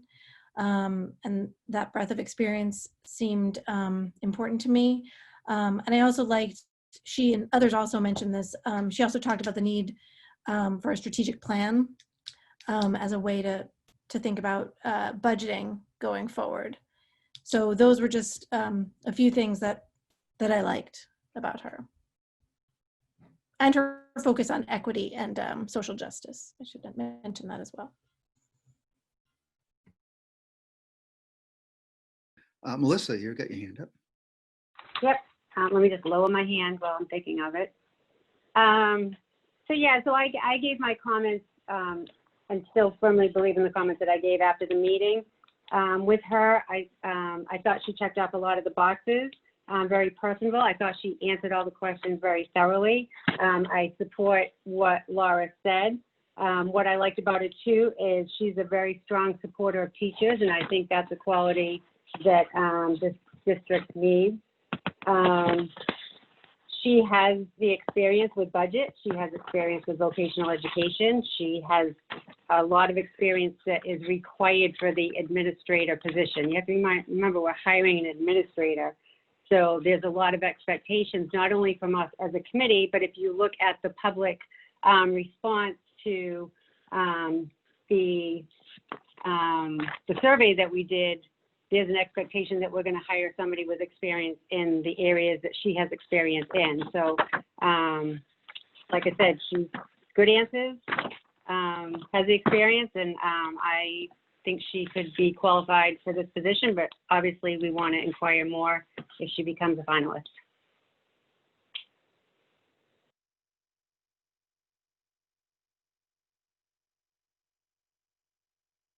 Afia, please. Okay, I didn't have a chance to go look at all the recordings because it was our opening day at Beaches and I was driving around, but I was, and I apologize if some of the times you had to ask the questions, but I did listen. And for the new school committee members, I just want to tell you something, that some of the questions and things that they did, we do in our schools. You'd be surprised what veterans and Beaman School have done with the minority of the children to bring them in. I can't even tell you how so proud I am of veterans, of what they do for our children, because they have more of a minority class to bring in other people. I went in, I was invited a couple of times, and I wanted to show them what the rave was and how do we get people on and how do we bring them to school. And they did the pizza days, and especially when there was a lot of things, even when there's ice, whatever it is, these teachers, you know what, we need to find someone that's really not to bring out more of what they know how to do because they know how to do it. It's to encourage them that's okay to do it. We need someone to say to these teachers to say, you know what, they have great ideas. Allow them to use some of the ideas. And I think that she will. I think that she will. I'm going to be truthful. The last one, no. But this one here, I really, and I'm going to have kind of trouble because her name, I'm afraid we're all going to call her, Superintendent Kaka. I'm sorry. I laughed when I first heard her first name, but I can hear myself doing that, but it's okay. I'll learn. And, but she had a very good quality. She had very good qualities that, she wanted to bring. Yes, she respected the teachers. And that's what it's all about is our teachers have so many ideas and want to do so many things and, want to bring it forward. And sometimes we have to go through a certain curriculum, but sometimes you can't. You got to know your students, and they do. And they do. And I wish, Laura, and I'm going to take you when they invite me just to see. It's the most amazing thing what they do. And they also interact that without them knowing it, networking with social needs that are in the community to make them know and not be afraid of these people. And the first thing they say is, and the principal was right there. He's great. He was saying to them, how do we get you to, if we give you emails or send out notices, do you understand them? What do we need to do? How do we need to do that? They separated the kids and let them play and did great things with the kids and put us in the library and then talked to them and had translators and just to make them feel, okay. It's okay that you might be a little bit behind because of the language barrier or what else. And that's, I think we need. We need the diversity. We need a superintendent to say, okay, well, you know what? Yes, this is veterans. Beeman does have that. And well, this one might have this and that. Well, we need to find out what they need and encourage what each school needs and encourage each principal to bring that out. Because when you do that, you bring the best out of the teachers. When, I'm a mayor and I was a city council, big difference, big difference. I'm still learning, but I learned from my team. You'll never hear me say I, because there's no way in hell can I even live through March 7th today if it wasn't for the team that I have and everything else. But we have a good side of us. We bring the best. And I think that she could do that. I really do. I really agree with you. I really think that she could. I really liked her. And there was someone else I was really impressed with too. The other ones were, but I was really impressed with her. And I was impressed last night. I was really impressed with him too. This one right here, I'm going to be honest with you. I had no flavor. Don't tell me about, okay, I made 10 teachers and come on, it's not happening. You're in a dream world, not in this town. When she says, well, this one was working 19 hours. I mean, come on.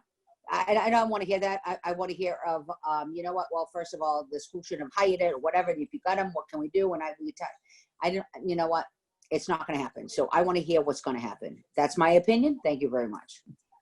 Thank you. Okay, we don't have any volunteer. Oh, Samantha, brave girl. I'm just going to agree what Melissa and Laura said, but I just want to add, she's had many years of teaching, which I think is really important. She had, as a gen ed and a sped teacher, and then in addition to what everyone else said, she mentioned wanting to be immersed in the community. And has an interest in living closer to here, if not here. And I think that's important as well. Okay. Joel, Kathy? I don't really have anything to add. I mean, I think they've covered all the positives. Okay. Joel?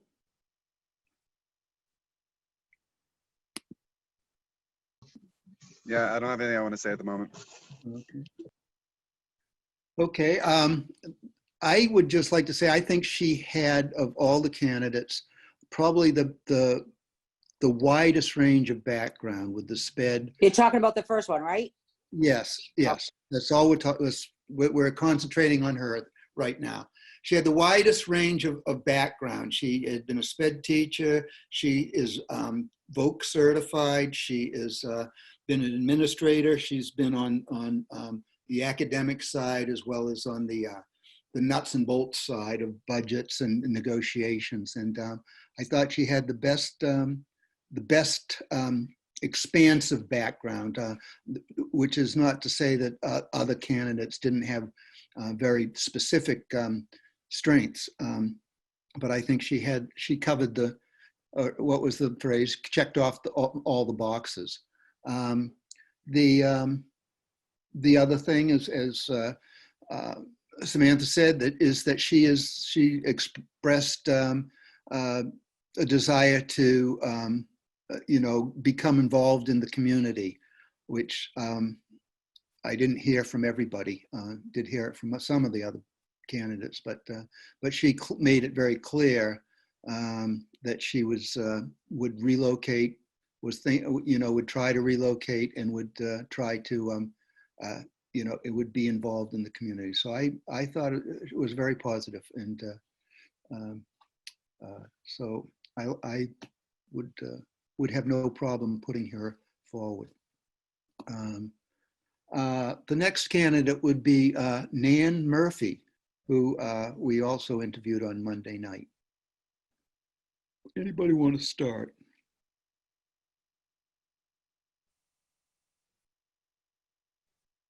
No, nobody. I can't see you all, so you have to do the hand. I can start with her. I just had to find my notes.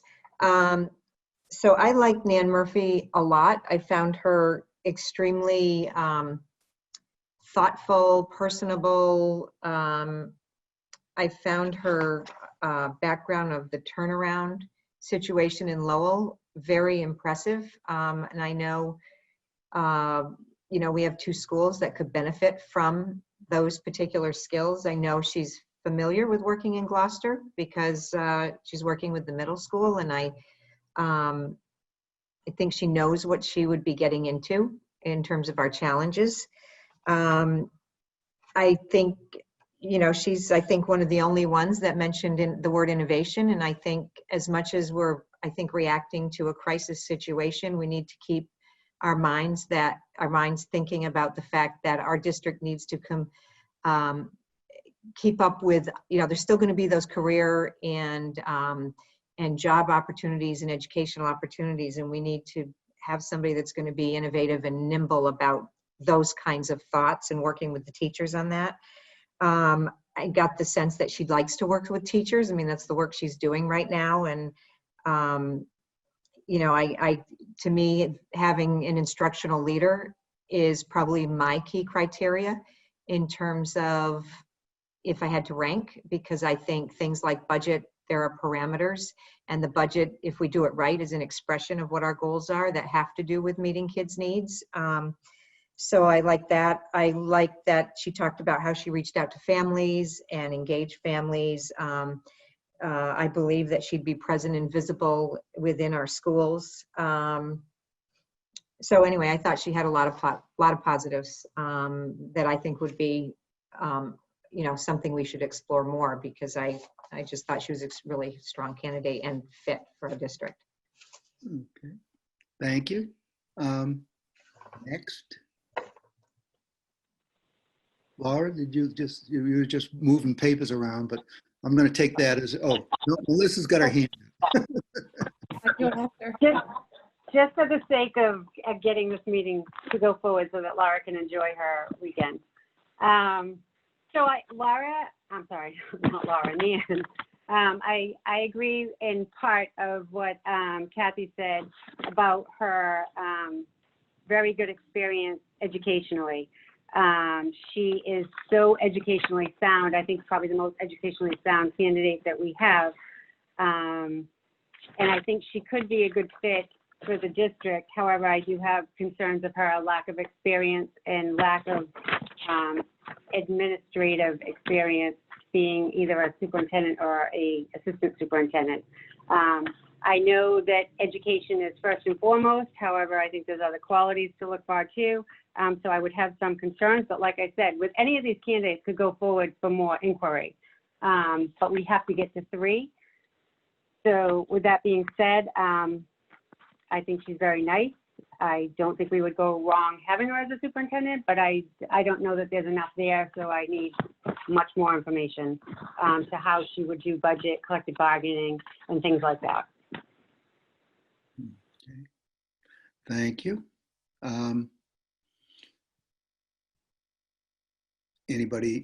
Any volunteers? I'm going to call on you if you don't volunteer. Lauren's raising her hand. Okay. Oh, Laura. I was gonna echo what Kathy said, and I also, this is one of these moments I so appreciate hearing what Melissa's saying about administrative experience. One thing I really liked was her answer about communication. She just had a very, it was both an answer about being present in the schools, and it was also about using systems to communicate transparently and consistently. And I actually think, and she mentioned going to sporting events, clubs, after school programs, like she really talked about being present in the schools, which I think is hugely important and would be a great advantage. And she also talked about social media and using different tools to reach out to families and kids. So that was just one piece that I liked about her interview. Okay. Jonathan, I'm raising my hand. Okay, I don't see everybody, so so just speak up. Go Can you ahead. put it on speaker view? Go in gallery view, Jonathan. You'll see us all. Yeah, that's okay. Is that better? Yes. What was my train of thought? So I think at this point in time with COVID, I feel like it's important for whoever we move forward to be well-versed in all of the sort of changing recommendations that are coming out of the state. And I felt like she was one of the only candidates that really gave some specifics about what's going to sort of shift and what the actual hit could be to our budget. And I found that to be very helpful insight to have.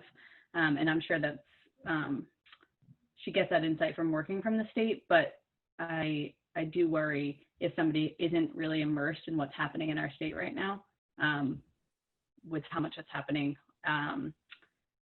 with remote learning. I think it's really important to have that insight. Okay.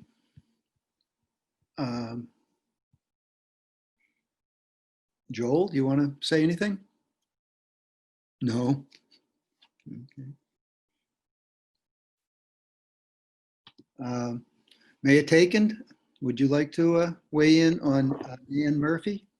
Well, in the beginning it was, okay. I was listening and I'm saying, yeah, it's kind of hard because I guess, I'm spoiled because I've been through a lot of these interviews with police, this and that, and going around with other communities and hearing them, and right now, especially with the COVID, hearing them what's going on and what they're doing.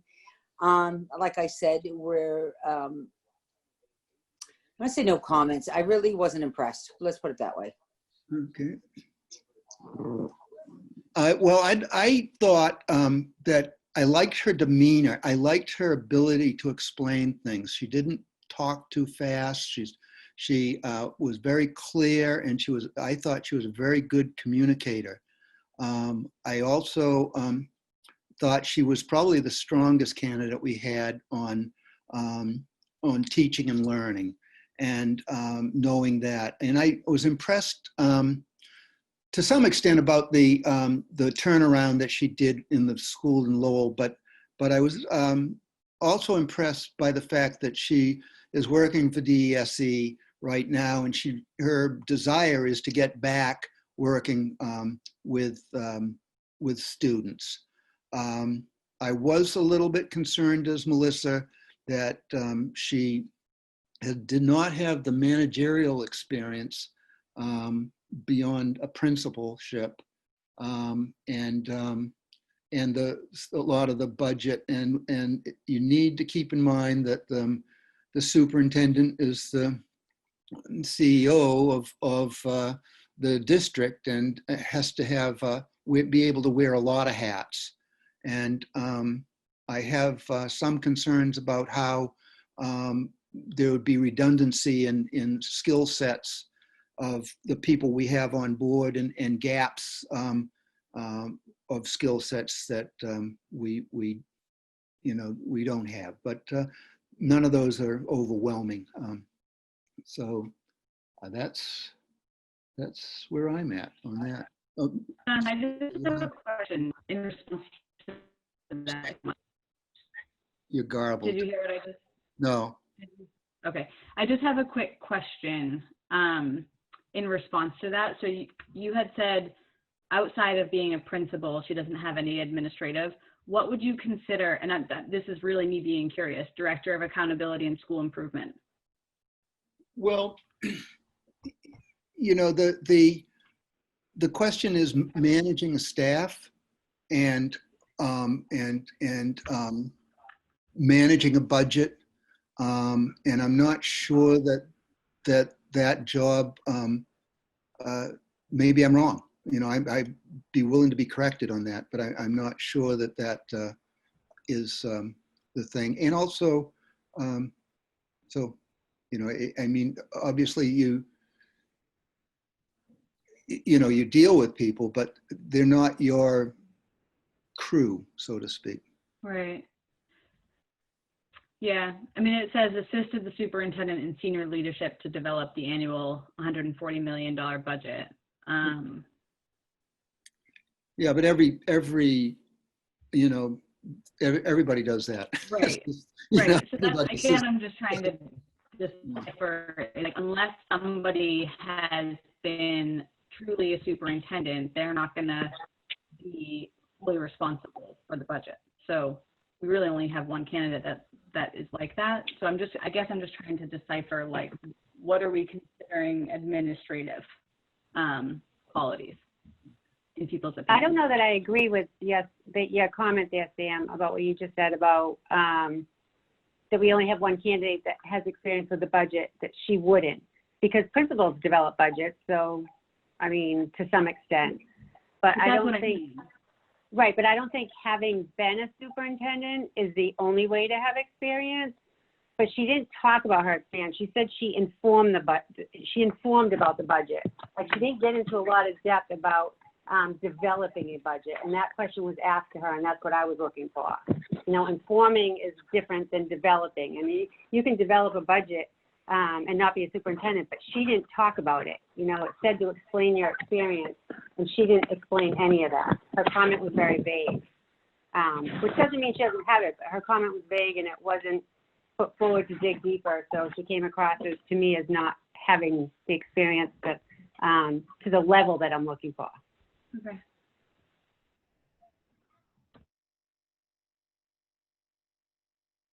Laura, you wanted to say something? You got to unmute yourself.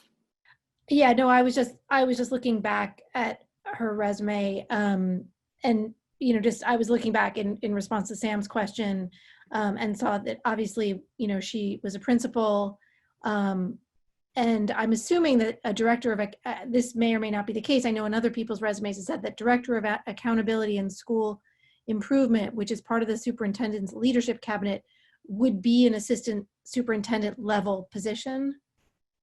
Is that, no? Melissa's shaking her head. I mean, I saw in other people's resumes, they wrote things like that, and that said that was what that position is. So, yeah, no, well.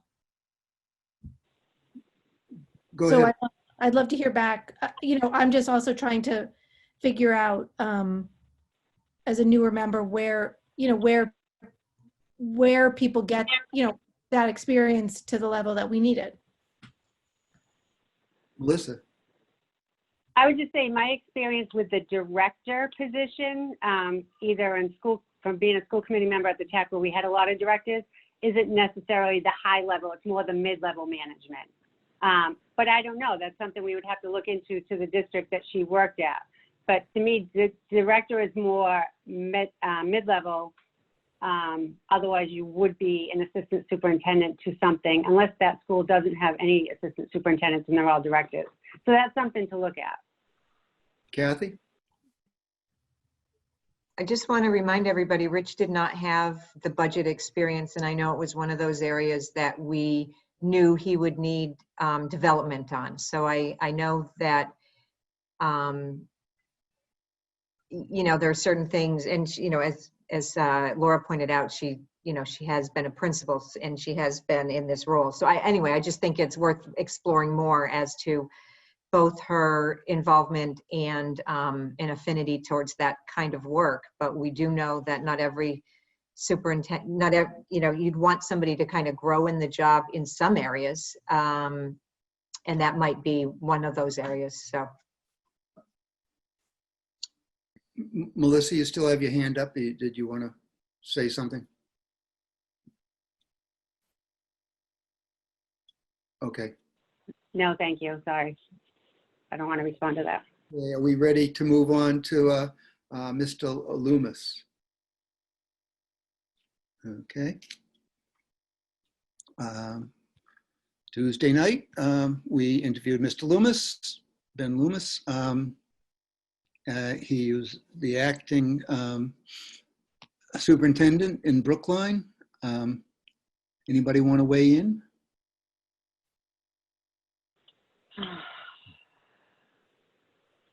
Melissa? Thank you. I'll start just for the sake of getting it started. I thought he interviewed very well, and in my opinion, he's one of our strongest candidates. He's someone that has walked the walk and talked the talk because he's been an administrator. I mean, he's been an interim superintendent for the past year, coming from an extremely good school district that has a lot of successes in it. He does have ties to Gloucester, which is very important to me. I know we have candidates that probably won't be in Gloucester at nighttime, and they're going to be home with kids. He does have a well-known, very well-liked mom that lives in Magnolia, and his wife is from Manchester, so I can't help but wonder if he wants to spend more time, that family spend more time in this area, so I like that. He has the experience in budget. He has the experience with vocational. His communication skills I thought were excellent. He talked very well about the budget and his experience on that. I liked how he brought up zero-based budgeting. And I just want to say too, I think in a lot of these interviews, we heard the same words, the same phrases through all of them. So at first I was impressed when I heard a certain phrase, but then I learned that there must be some chart out there somewhere that they drop trigger words to make us happy, because everybody of course wants the child first. The social justice was brought up a couple times, so it seems like there's these trigger words out there. So I've learned not to get too happy on certain words. But he did talk about biases. He did go into budget a little bit more. I mean, I know there is a question about how many years experience he has had as a teacher, and that may not make him the most wanted candidate by our teachers, but he was a teacher. He's evaluated teachers. He has that experience, and he can hit the ground running coming in. So we talk about how COVID and all the concerns we're going to have for our opening, if we do open in September, or if we end up doing summer work or whatever. But I think we have to keep in mind that the Board of Education is going to come out with guidelines. And we're going to get those guidelines just like Dr. Sapphire gives them to us now. So it's not like we're not going to know what to do. But what we are going to have to do is put a big focus on all the issues that are going to come because of how we open, if we open. And to me, having someone that can hit the ground running, knowing the budget, knowing we have open contracts to negotiate, and all the administrative responsibilities that need to get done, besides the ones that Greg Barkett's done and our support staff does, I think it's important that we have a candidate that's very well liked, very well-rounded, work in our district, so that we can focus on what we're going to have to focus on primarily, which is the opening of the school. So I like the fact he had the connections. I like the fact that he has the experience. He does come recommended. I know I've talked to a couple people, and he's very well liked by other superintendents. So to me, he's worth more inquiring, and I'd like to see him go forward. I'm not saying he's the one, because I don't know, honestly don't know who the one is. But because of his experience and connections, I truly believe he's someone that should go forward, so that we start the school year off knowing we don't have to train anybody in a certain area or look for additional support because one of the candidates may need it. Thank you. Next. Say, Kathy. Yeah, I'll go next. I liked Ben an awful lot. I thought his level of energy was infectious in his interview. Obviously articulate, but all the candidates are articulate. I'm impressed with each one of them. He does have a lot of obviously relevant experience being the interim. So it'd be interesting to kind of flesh that out through the next process of site visits and to understand how deep his experience is in there, but I think it's definitely worth exploring. I like the fact that he has been involved in some building projects and would understand that, because this project for East Gloucester and veterans is extremely important. I get the sense that he's very much a people person and wants to be out and about. And I think from a teacher perspective, we definitely want people, want the next superintendent to be as visible and present both with our educators as well as our families. So I thought he would bring that level of energy, and I would like to learn more about him through the next phase if the committee decides.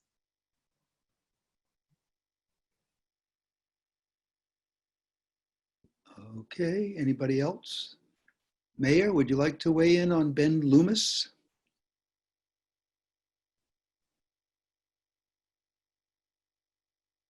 Maybe not. No. Okay. Okay, Laura? Just a question. It seems to me for anyone in this position, it's important to be sort of in or close to the community in some significant way. We can't require people move to Gloucester, but that does feel very important to me, to have someone who can be here, and really understand this community and get to know this community, be present in this community. I guess it's just a sort of an open question of, he lives in Cambridge, and I'm assuming he has a family. I don't know where we put that in the mix. That seems to me that would be a very hard place to be a Gloucester superintendent from. And that's not just for him. There are others as well who don't live nearby and didn't talk about wanting to live nearby. So I just don't know how I don't know what to do with that. So just wanted to put that out there. Well, I think it's one of those things that if they volunteer information about it, then you can take it for what it is. Melissa, you have a response to that? I'm going to put Dorothy on the spot because I know I've experienced this before. It's my understanding in our final interview, we can ask them if they're willing to relocate. So that can be a question, a more customized question that we ask the candidates who make it to the final position. No, may not necessarily be, are they going to relocate, but what is your plan to be here in the evening hours if you have young children and live in Cambridge or Burlington or wherever else that they live? We do have candidates from all over the place. I don't think anyone's really close. So this issue is going to come up with all of them. But it's my understanding we can ask those type of questions in the last round, and those are the type of questions I would expect that we ask and get answers to. Yeah, you can ask about a willingness to relocate. Okay. Thank you. Thanks, Melissa and Dorothy. That helps. No, well, while we have you, Laura, you want to weigh in on Ben Loomis? I sort of echo what Kathy and Melissa say. I used to live in Brookline. Brookline is an extremely different district than ours. I'd want to know more about how that translates to our experience. But there's a lot of great things that happen in Brookline. He had a great energy. I agree with that. He did talk about equity, which is important to me. And again, he talked a lot about consistent communication, consistent, constant communication. I think at the end he said, I don't think there's a district that's over communicated. And I really appreciated that. So he seems like a good candidate. Okay. Joel, you're going to weigh in on this? No, I just really want to listen if that's okay. That's fine. It's up to you. It's up to you. Samantha, any thoughts? I don't have a ton to add. The one thing that I will say, I know we're not being comparative, but I do wish that the question that Joel had asked about our district was a little bit more specific. I felt like it was, maybe other people got something else from that question. So if you look back on your notes, to be the biggest and most pressing challenge facing our district, I didn't find that there was anything really specific about what our challenges were. So I don't know if anybody else had any. Melissa? Sam's question, my notes say that he talked about social and emotional students and students acting out. We have that, but every school has that. Yeah. Focusing on priorities, alignment with the schools. I mean, it was a typical answer that could probably relate to any school or any interview. But I don't, yeah, that's all I guess I'm going to say about that. I mean, that's just to answer your question. That's what my notes say. Yeah, and I have similar notes, and I think he was a really strong candidate. It felt like other people did more research, so that's just my sense.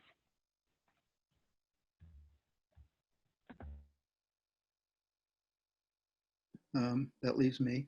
I thought he was a strong candidate. I thought his energy was infectious at times.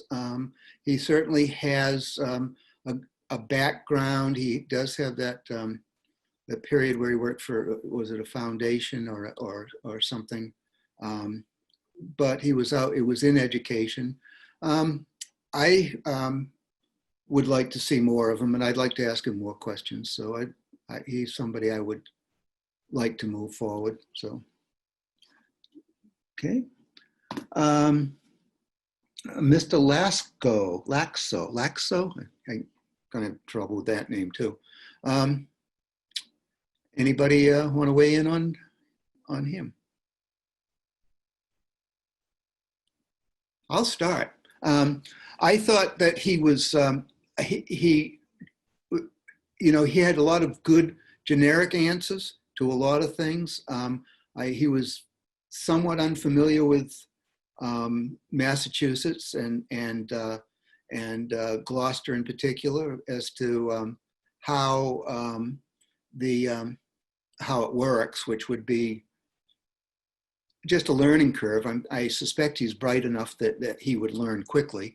The difference in the laws and the difference in the structure.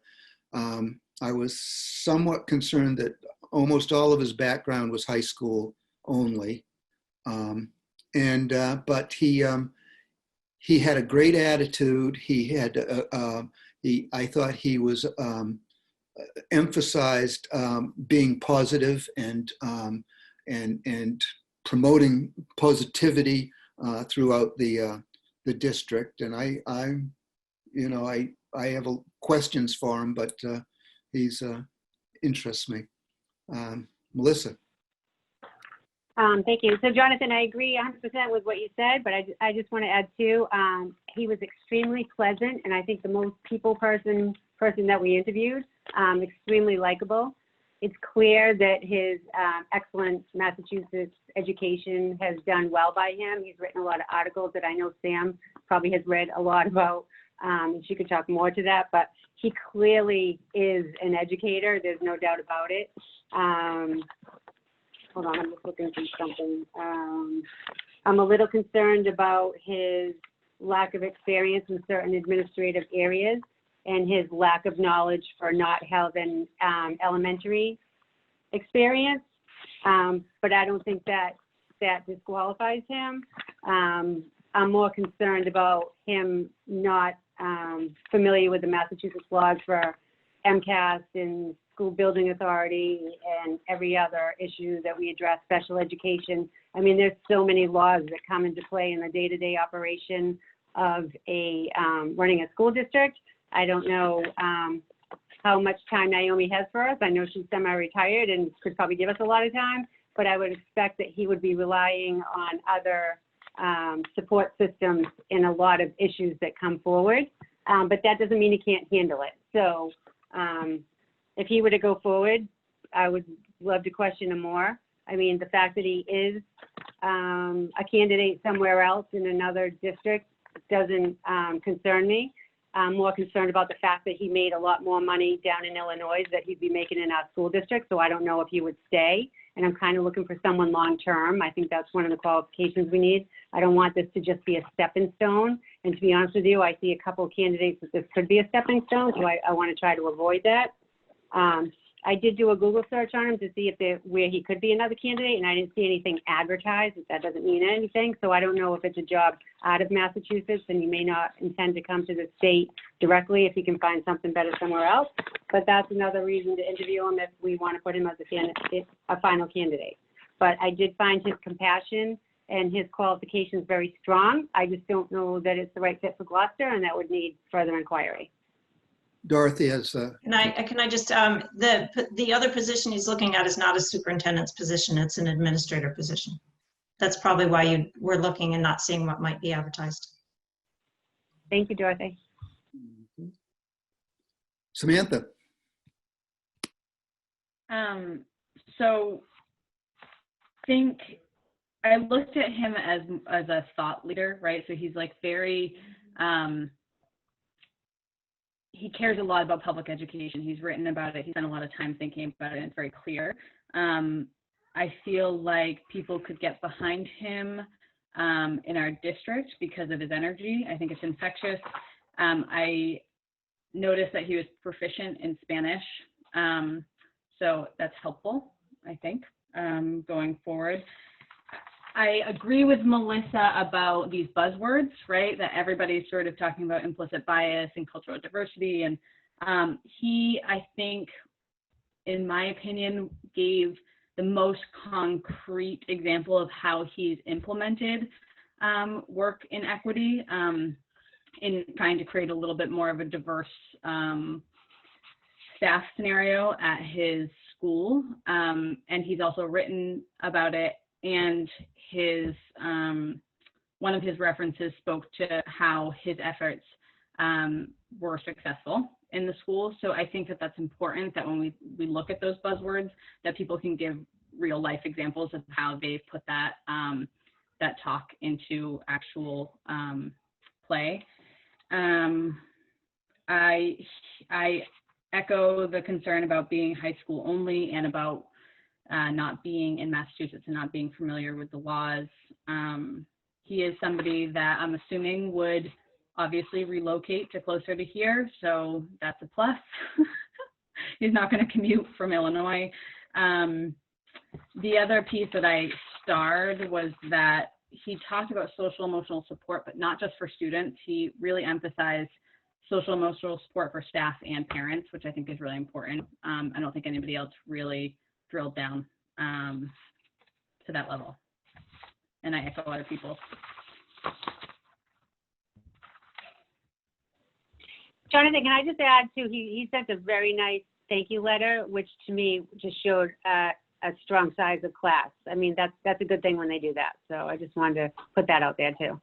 Okay. Samantha. I also forgot to mention that he definitely was, in my opinion, the most prepared. He had a lot of specifics about our district. He was the first one to mention the chronic absenteeism. So I appreciate that there was some preparedness in relation to our district. Okay. Kathy, weigh in on Mr. I don't really have anything to add that hasn't already been said. Okay.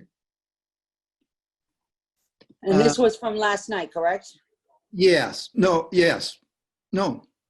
This is from yeah, last night. Sorry.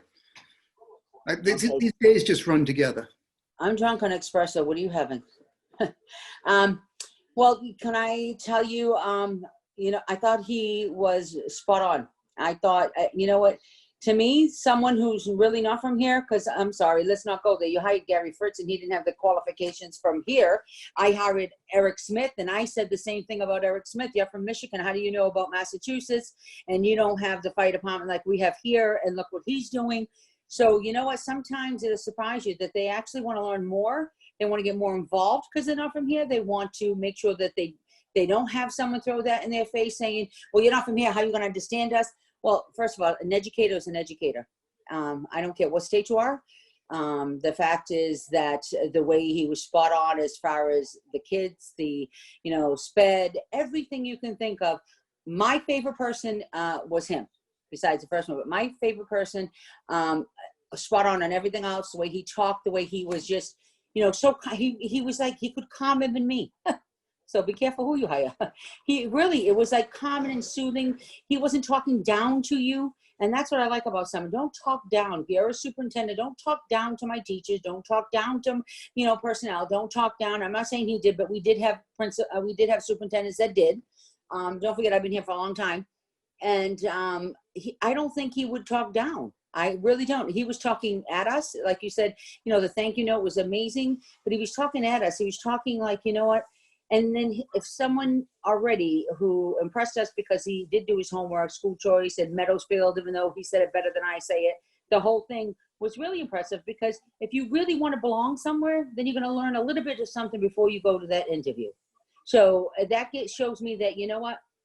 He will come here and move here, because actually no one's going to go back and forth. But the fact that he took that little bit of extra showed that, he really is truly, that he really wants his job. He wants to not only succeed, but he wants to help us move forward. Thank you. Laura. I don't have that much to add. I also, I echo what Melissa said about really wanting to hire someone who's going to stay a while. And that we can never guarantee that, but that feels like a significant question. Okay. Joel, do you want to say anything? Can I comment on that? No, you don't want someone who's going to stay a while. You don't want someone that's going to to manipulate your teachers and everything else, because they're afraid you're never going to get rid of them. You want to have someone that's going to bring change, and if he can't bring change, he's going to move on. Same thing with my my police department. He said, you know what, I want others to grow too. I'm sorry, but in our past, we had quite a few people who were principals, who were assistant superintendents that would have qualified for superintendent, and they should have been by right, but we didn't. We overlooked. And so, sometimes it is, you're there for a certain amount to actually to help breed someone else, to give them a chance to move forward. But don't not look at someone because, oh, he's going to stay here 2 or 3 years. Well, I can die tomorrow. Who the hell knows? I mean, we can't live that way.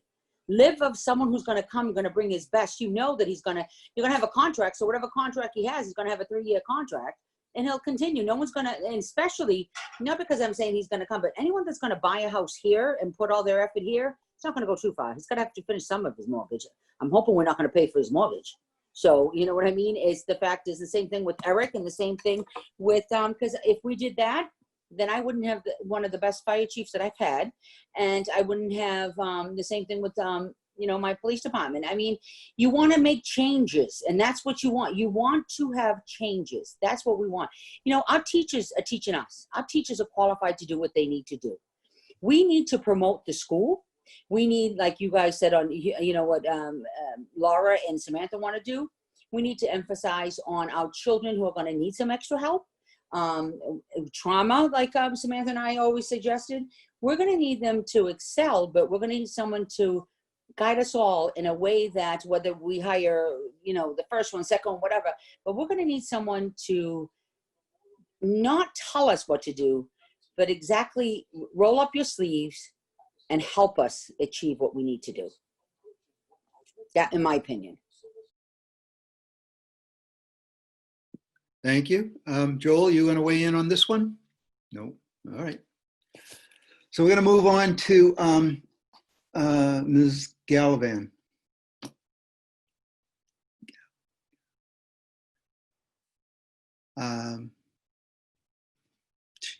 Anybody? Anybody want to start? Samantha, thank you. I think it's definitely a strength that she's had 23 years of teaching and admin experience on the North Shore.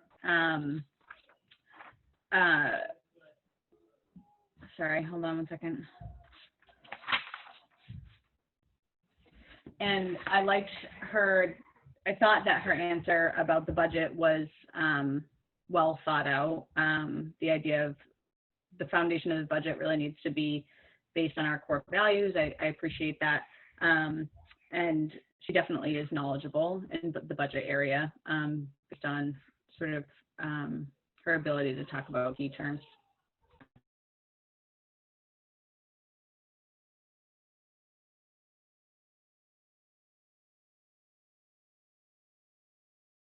Anyone else? Melissa? Briefly, I think she definitely has the experience and could hit the ground running if she came.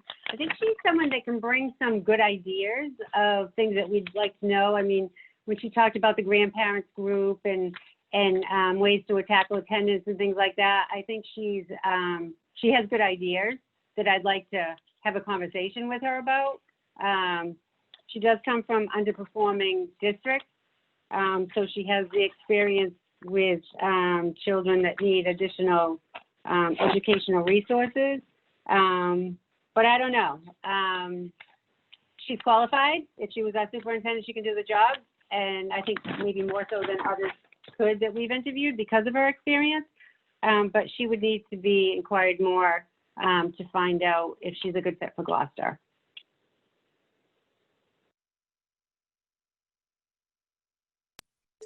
I have only a couple of comments to make. Come September, I'm going to suggest that maybe when we all can get together and take a day off and actually walk around the schools, because some of these things that these superintendents have said, I'm not judging anyone. I work just as hard being mayor. I get a little bit of freedom, but when I work at the hospital, it's difficult. When you work full time, it's very difficult. But some of these programs that they're all saying have been happening in our elementary schools, our high schools, especially at the senior center. Maybe, like I said, because I'm always down there and I see it, adopt a grandmother, you know, all these programs that everyone's talking about, they're wonderful in their communities. They're here, it's happening. We just didn't promote it. We just don't promote all the wonderful things. Unfortunately, we do, but the Times doesn't. And I'm hoping that maybe, like I said, when I've always suggested we need a good PR person to show all the positive things. You know, it's sad because the fact is these kids, there's a lot of them who don't have a grandparent. And we did the adoption and they loved it at the senior center, reading and especially with our high school. I mean, there's so many different programs and I'm listening to her and I was listening to a lot of them and we have them happening here. And if, unfortunately, that's why you need someone who's going to engage and bring out this and make sure that the positive stuff that comes on gets out there and that people know what's happening. You know, I see Kathy, you, all of us, and Melissa, all of us here have posted things on our own personal pages. So I'm hoping that what Laura and Sam that they're doing, that the people will be able to see it on just a school committee to see what they're doing, because you saw how we all read. I'm like, I have 85,000 pictures on Facebook. Okay. But if we can do just the school committee to let them know, one picture would say 1,000 words. I wouldn't have to show all the videos or FaceTime because I don't have to have it. But the fact is, we're doing these programs. We do have a good system. We do have good teachers. We do have good students. We just got to let them know that we just need whoever one, I'm not saying mine, yours, whatever, but whoever leads us, that's what you need. Think hard of who's going to lead us and bring the special qualities that we already have and exist forward.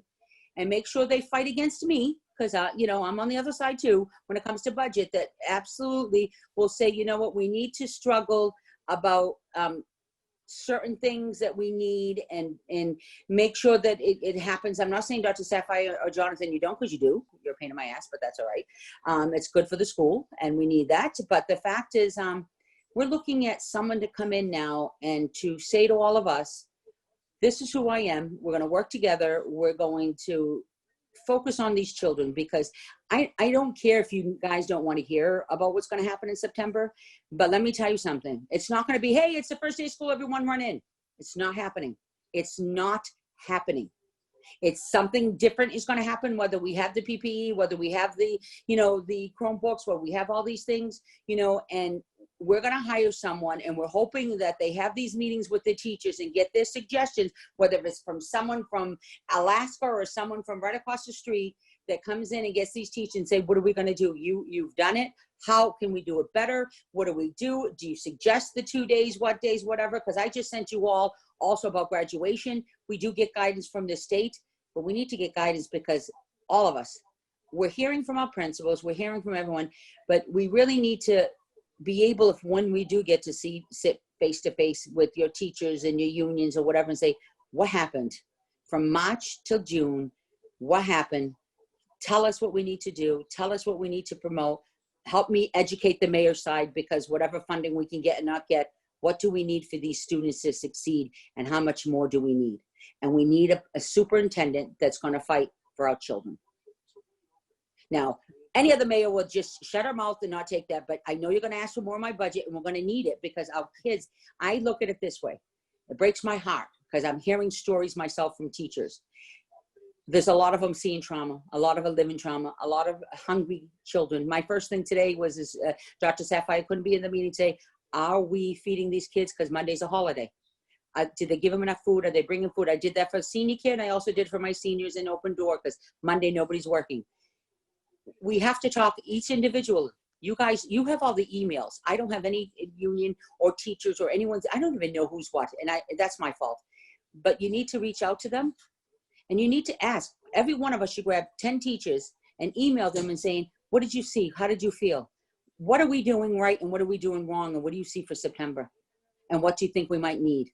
Because I need a budget. I need something from June 7th. I sent it to Gary, but let me tell you something. If we don't listen to our teachers, we're still going to be underfunded. I'm sorry. I'm going to go because I talk too much. And so I am going, do you still need me on this? Or are you going to pick the 3 or you?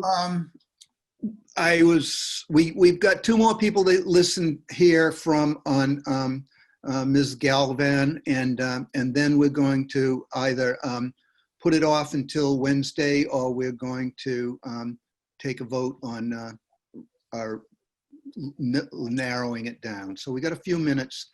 Okay, I can wait a few minutes, but I really do have to be at O'Malley before 7 because there's a little girl's birthday party that I promised. We will be done before 7, I promise. Okay, thank you. Kathy, do you want to weigh in? Yeah, I'll weigh in. I like that she mentioned and talked about our response, as the mayor was just talking about, to the situation we're in, and was empathetic about the achievement gaps and its impact. She talked about absenteeism, so she definitely has done some research on the district. She talked a lot about respect. I mean, I guess, back to people's comments of buzzwords. I mean, she certainly said all the, hot topics of education in her interview. I thought she, could probably do the job. I probably wasn't one of my top favorites, but I certainly, feel strongly that these candidates are all good candidates. Okay, Laura? I don't have much to add to that. Okay. Joel, you're not going to weigh in on this one either. Okay. Well, I thought she had a lot of good experience. I thought she had a lot of years in districts that are similar to Gloucester in some extent. I thought she was fine. I'm not sure she I'm not sure how she'd fit in. I'd have to think, it being I haven't had a chance to think about her, because we just heard from her. So I'm, positive, but not jumping up and down. Okay. So we're at a point here where we've discussed them all. I've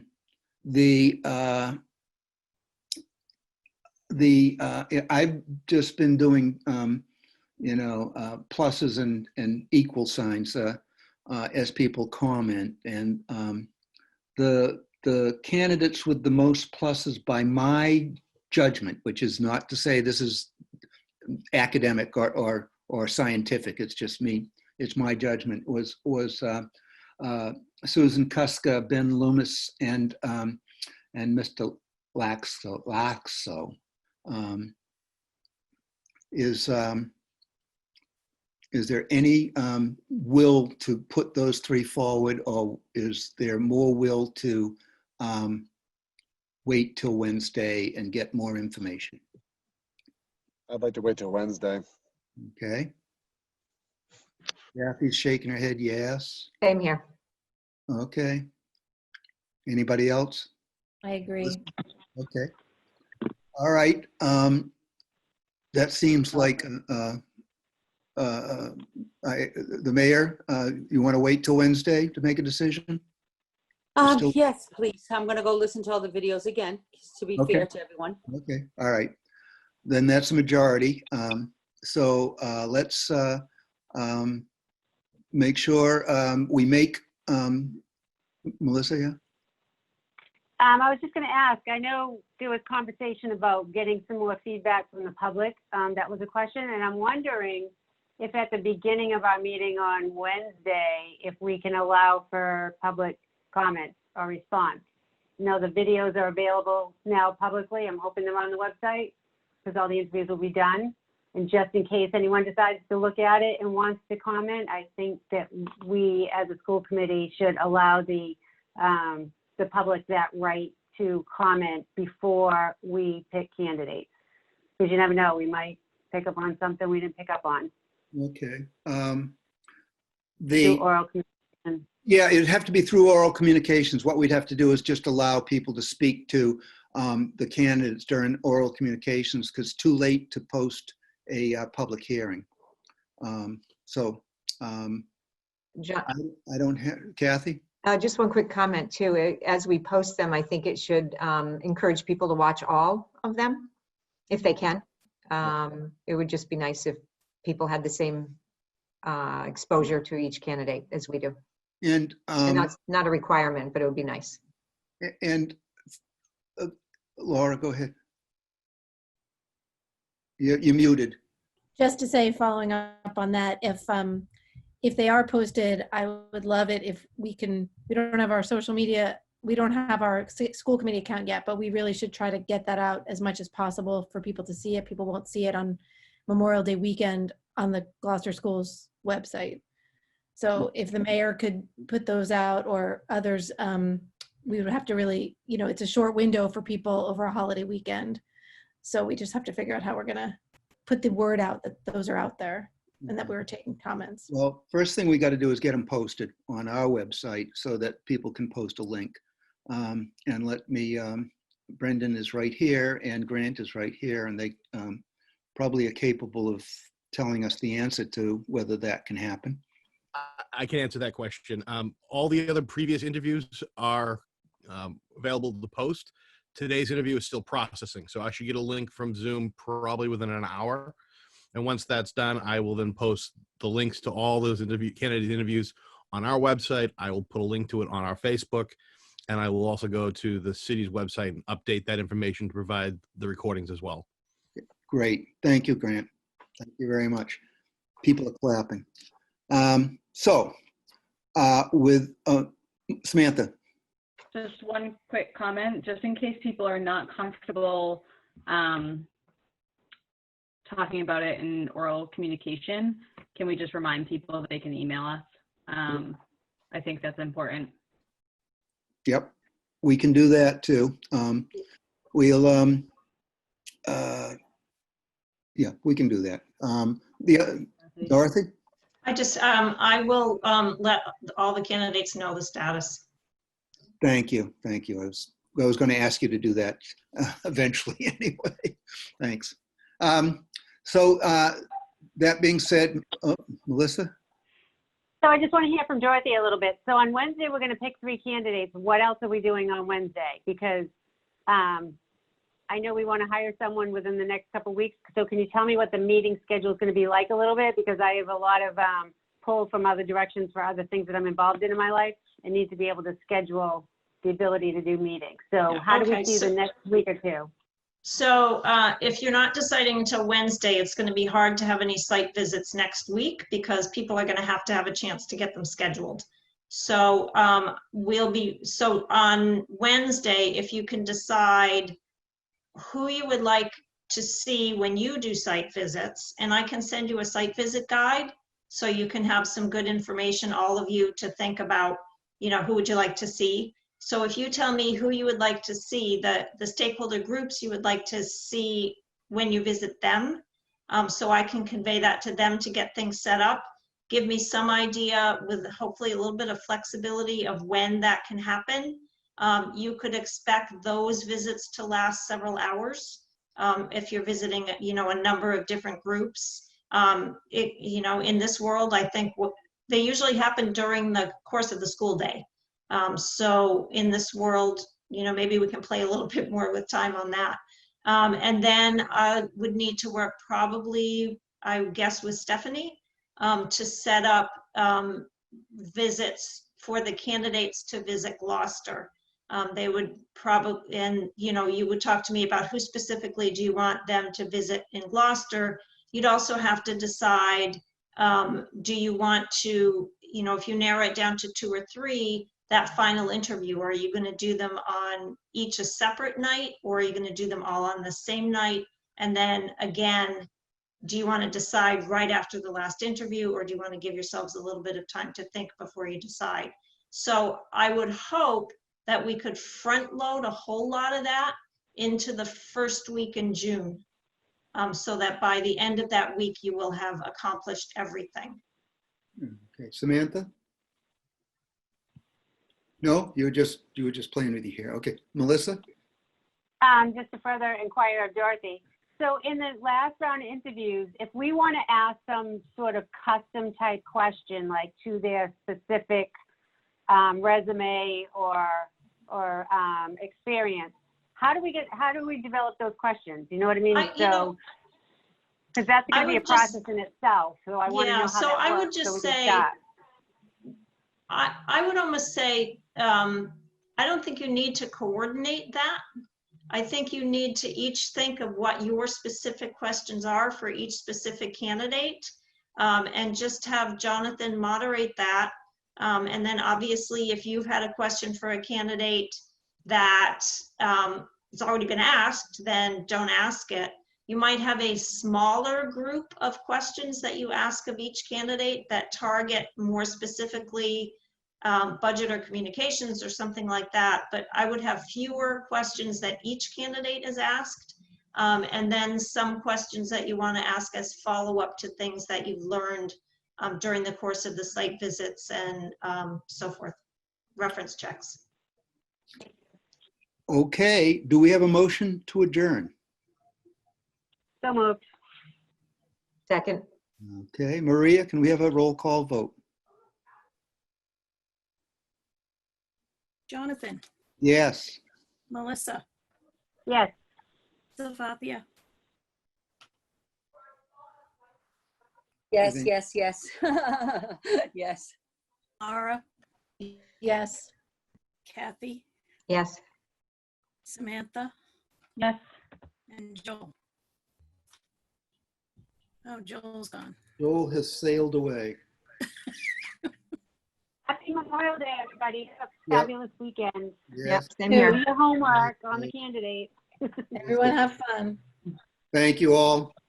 Good night. Bye-bye. Enjoy the weekend. Stay safe.